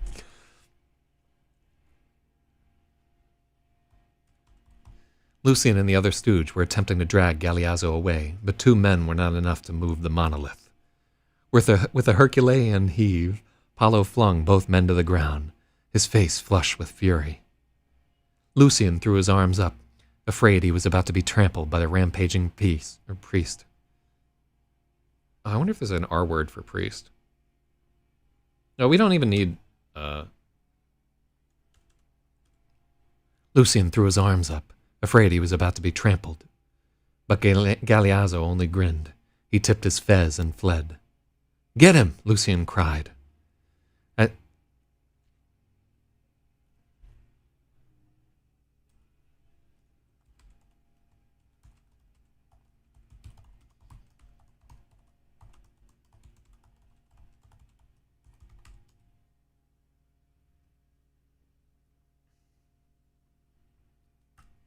Before the crowd could collapse on him, he produced his pistoli and fired a single shot in the air.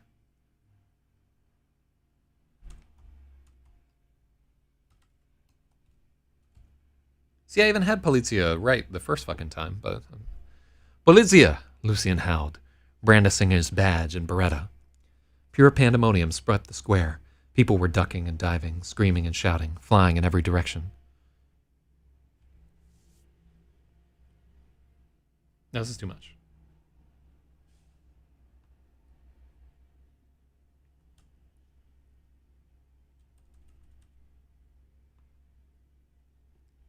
Pure pandemonium swept the square.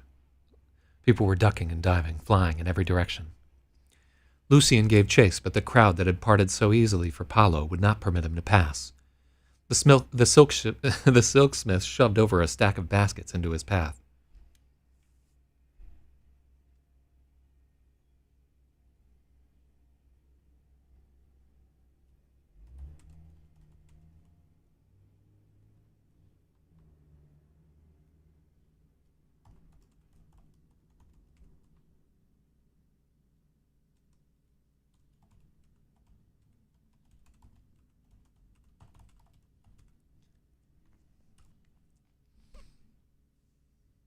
The silksmith shoved over a stack of baskets to block his pursuit.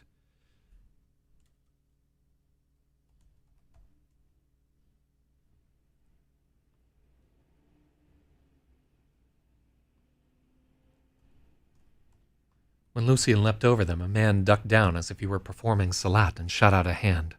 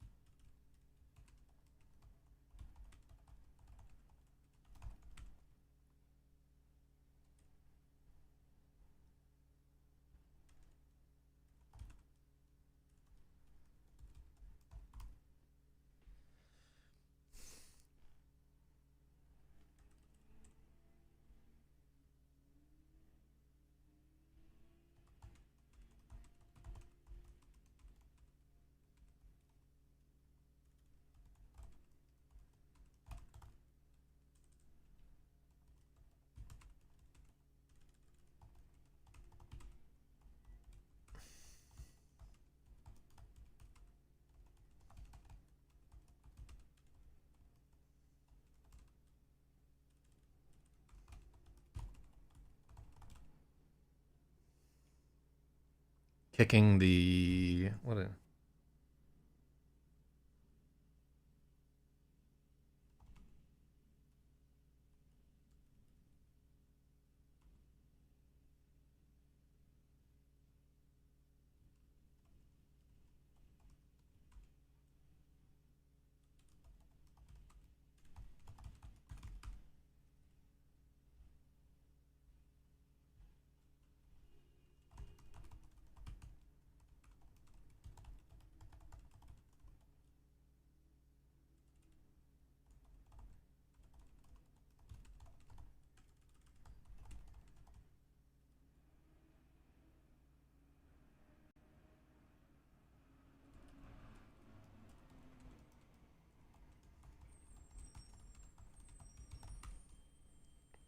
Okay, I like that. Yeah, that's an improvement right there. Some real Keystone Cop shit from these fucking papal police. The silksmith shoved over a stack of baskets to block his pursuit. Lucian leapt over them, but a man bent low as if performing salat.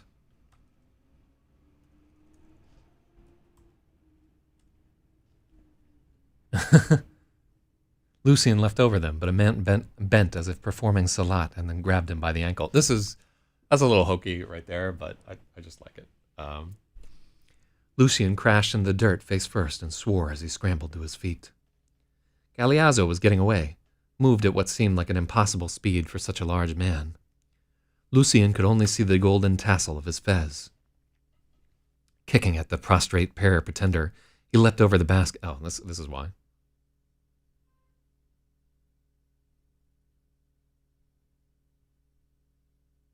Yeah.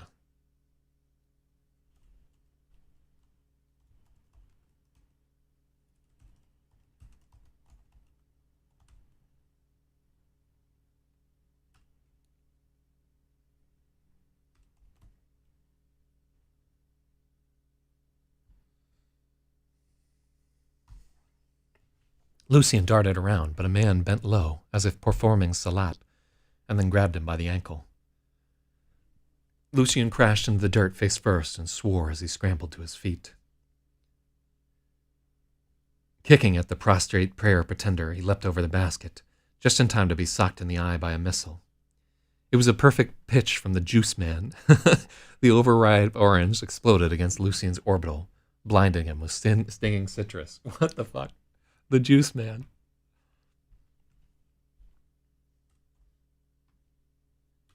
The overripe orange exploded against Lucian's orbital, blinding him with stinging citrus.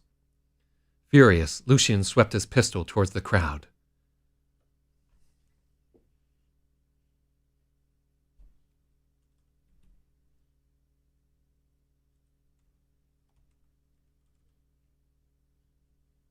Everyone shrank from the Beretta's barrel.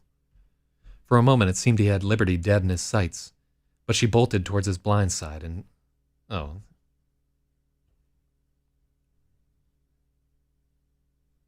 Yeah.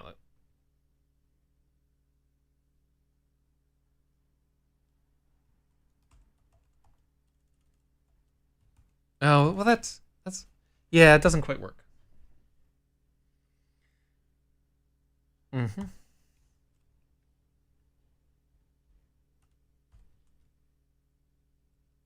All right, what do we got here?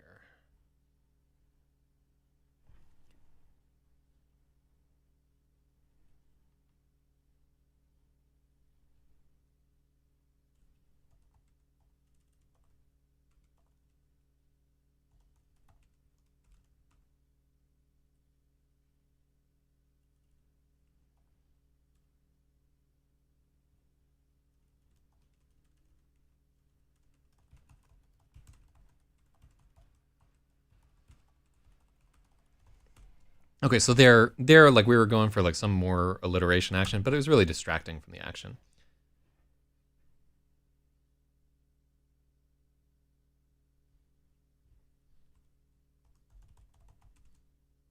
There, we can add it there.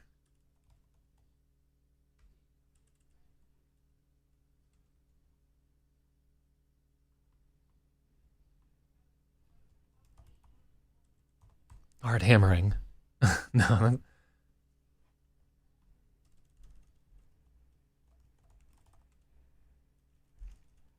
Heart pounding. No, that sounds weird.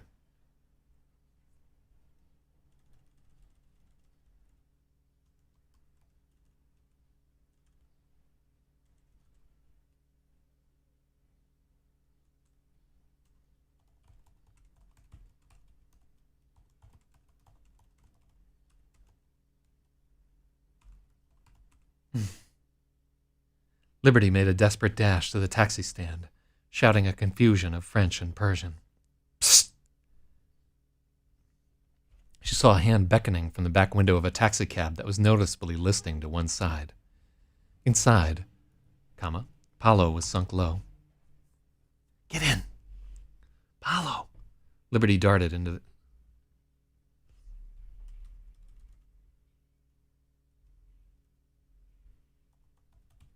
Liberty jumped into the taxi, and the driver smashed the gas and sent his tires squealing.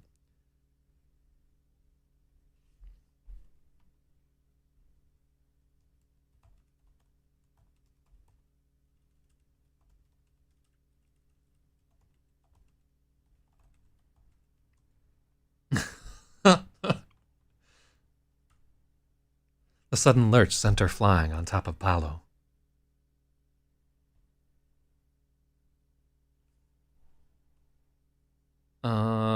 Center flying isn't quite right.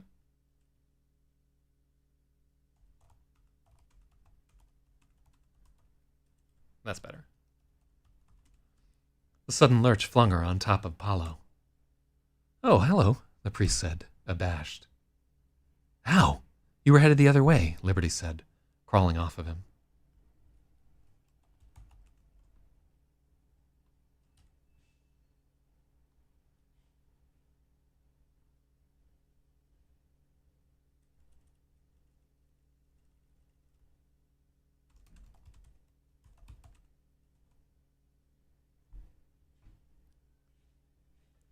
How? You were headed the other way. All right, hold on. Let me check the YouTube chat and see if it's...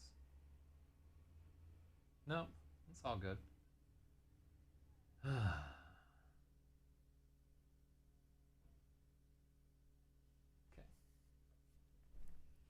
How? You were headed the other way, Liberty asked as she crawled off. Was I? Galeazzo tapped the bare top of his head. Follow the hat, missed the man. It's a shame. I really liked it.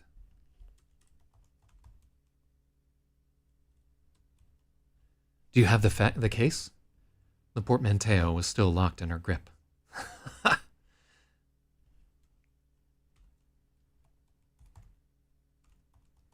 Perfect. Just lie low. We're nearly clear.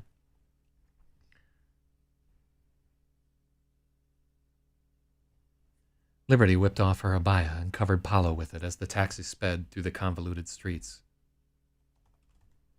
They became ensnared in traffic, and she forced herself to face forward. She could hear each heartbeat pounding in her ears.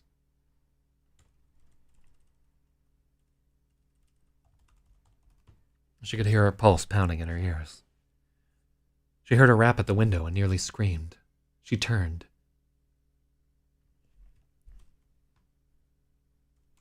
Expecting to find a gun pointed at her. Instead, a tall black boy in jeans and a t-shirt smiled at her, his teeth dazzling as pearls. On top of his head was Galeazzo's fez. Mr. G, I lost them 5 blocks ago. They're headed south. Thank you, Leon. Galeazzo's voice piped from under the abaya.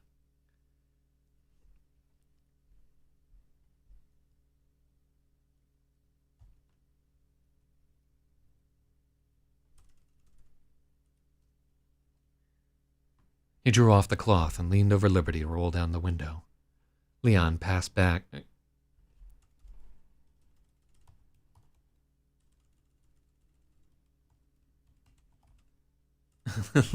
Leon returned the cherished tarbouche. Resist the devil and he will flee from you. That is James 4:7. You're a hero, Leon. Liberty, give him a bundle from the valise, please. Valise. How do you fucking say that? Liberty pulled a banded bundle of bills from the bag, turning to Galeazzo to make sure. The priest nodded, and Liberty handed Leon a fortune. Leon's eyes grew wide. Do something good with it, Leon entreated the bewildered boy. Can you see if you can break up this traffic? Got you, Mr. G. Stuffing the billfold into his jeans pocket, Leon rushed ahead into the honking fracas where an obstinate camel was blocking both lanes. Soon, the jam broke up, and they were speeding north. Only when they were on the N9, passing La Grande Steady, did Liberty feel she could breathe again. Galeazzo gripped her fluttering hand. We're free, Fraulein, he assured her.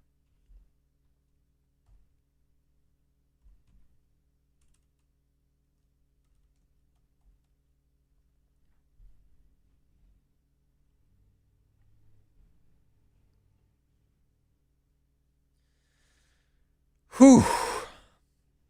Who were those men? Pagliacci de Papa, Galeazzo grinned. Pero, ride bene, si ride ultimo. So he says the Pope's clowns, but he who laughs last laughs best. Liberty was too flustered to ask him to translate. She had the gist. Will they find you again?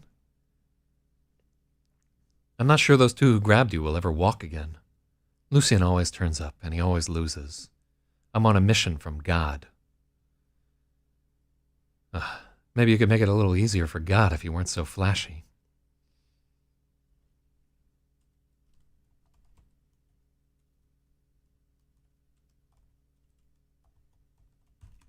Galeazzo shrugged. Before, I had nothing to live for, he explained. Perhaps that's changed.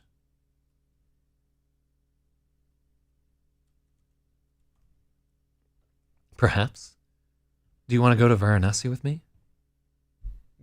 Oh, it's spaced out? Yeah. Oh, wait. Let me take a look and just make sure.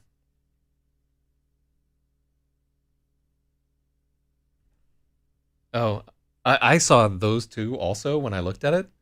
I'm not sure the two who grabbed you will ever walk again.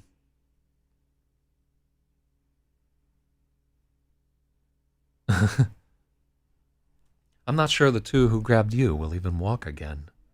Lucien always turns up, and he always loses. I'm on a mission from God. Maybe you could make it a little easier for God if you weren't so flashy.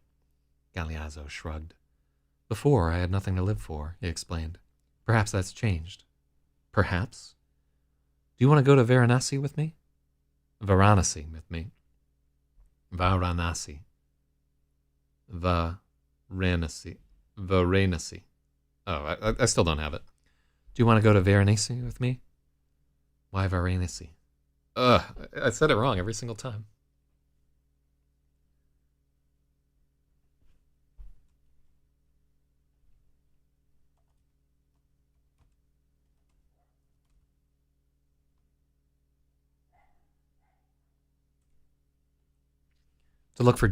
Why Varanasi? To look for Jesus, of course. It's the city of ashes in your story. The river is the Ganges. Oh.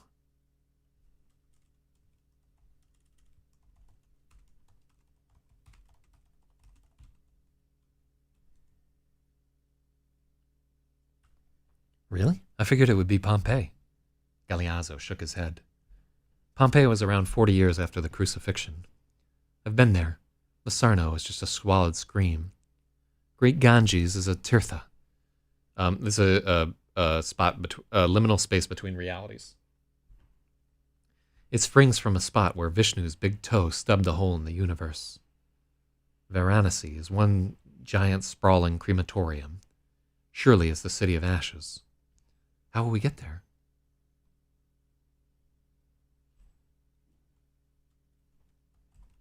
How would we get there? By land? By sea? I don't care.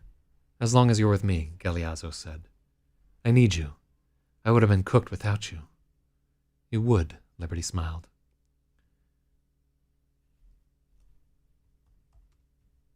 The sun began to set as the taxicab sped north. In the golden Maghreb, Liberty took Paolo's hand, and their grand adventure began.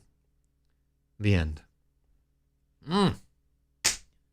Fuck me. Long-ass edit right there.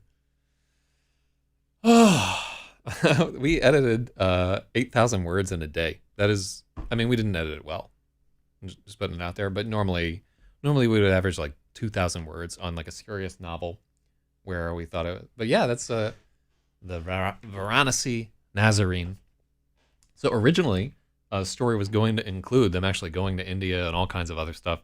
But I think after 9,000 words, we had about enough. I don't want to pursue the rest of the story, which was going to include some encounters with mythical beings and so forth. To me, this is like a good stopping place for the story, and I like it. I like that there's no real violence in it. It doesn't rely on anything but like a lot of lurid description. There's no fucking, but fucking is referenced, of course. But yeah, it's like it's a little bit restrained in its plot because it's so fucking effulgent in its language and just really over the top with every single line. So yeah, I don't think it's worth. I'll throw it at like some really goofy magazines and so forth, but I wouldn't buy it. I still would not buy it. I think the number of people who would actually like sit down and enjoy this, maybe like one in like 10 people might, one in like 10 readers, I think, might find this interesting, and I think the rest of people would be like, okay, that's a little much.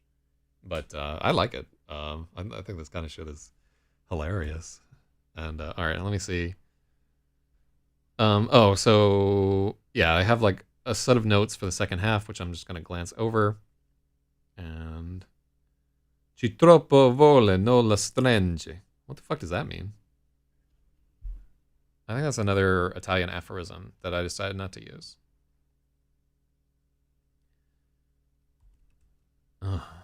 And yeah, what's our time here for?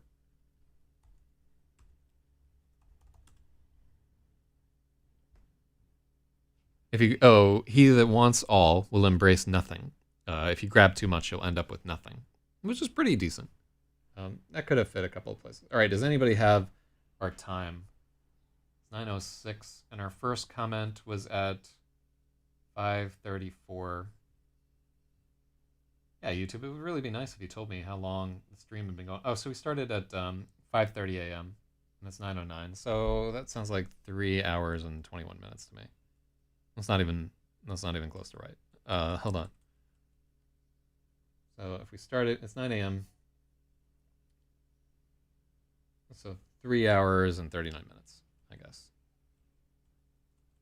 Troppo volle, no la strange. Yeah, that sounds about right. Whew. 3:42. That's cool. I'll take it. Big long edit. Thank you for sticking with me through that entire thing, because we really had to plow through it. It's just, story probably needs more work than I'm willing to put into it to get it published. But I would be interested to like, can you imagine having to try and read the audiobook for that? Like every 2 seconds trying to pronounce something, and you would need to get like 5 different people to proofread it, or like one person who spoke like 7 different languages or something. So yeah, this one, I wrote 4 stories, and we're not going to edit the Vassanane story because it's not finished, right? I think that one is just going to become a sort of like short stories about Glenn Gould or whatever, like one of those interlinked short stories type things, and I think it will have more ideas for it. So I'm going to keep writing it before we edit it, because I think editing something before it's done is a bad idea. Which means that we need to start working on Rhamposaurus tomorrow. I'm going to think about it because like one potential thing that I might do is just take a break from editing and try to record the audiobook, but I don't really want to do that.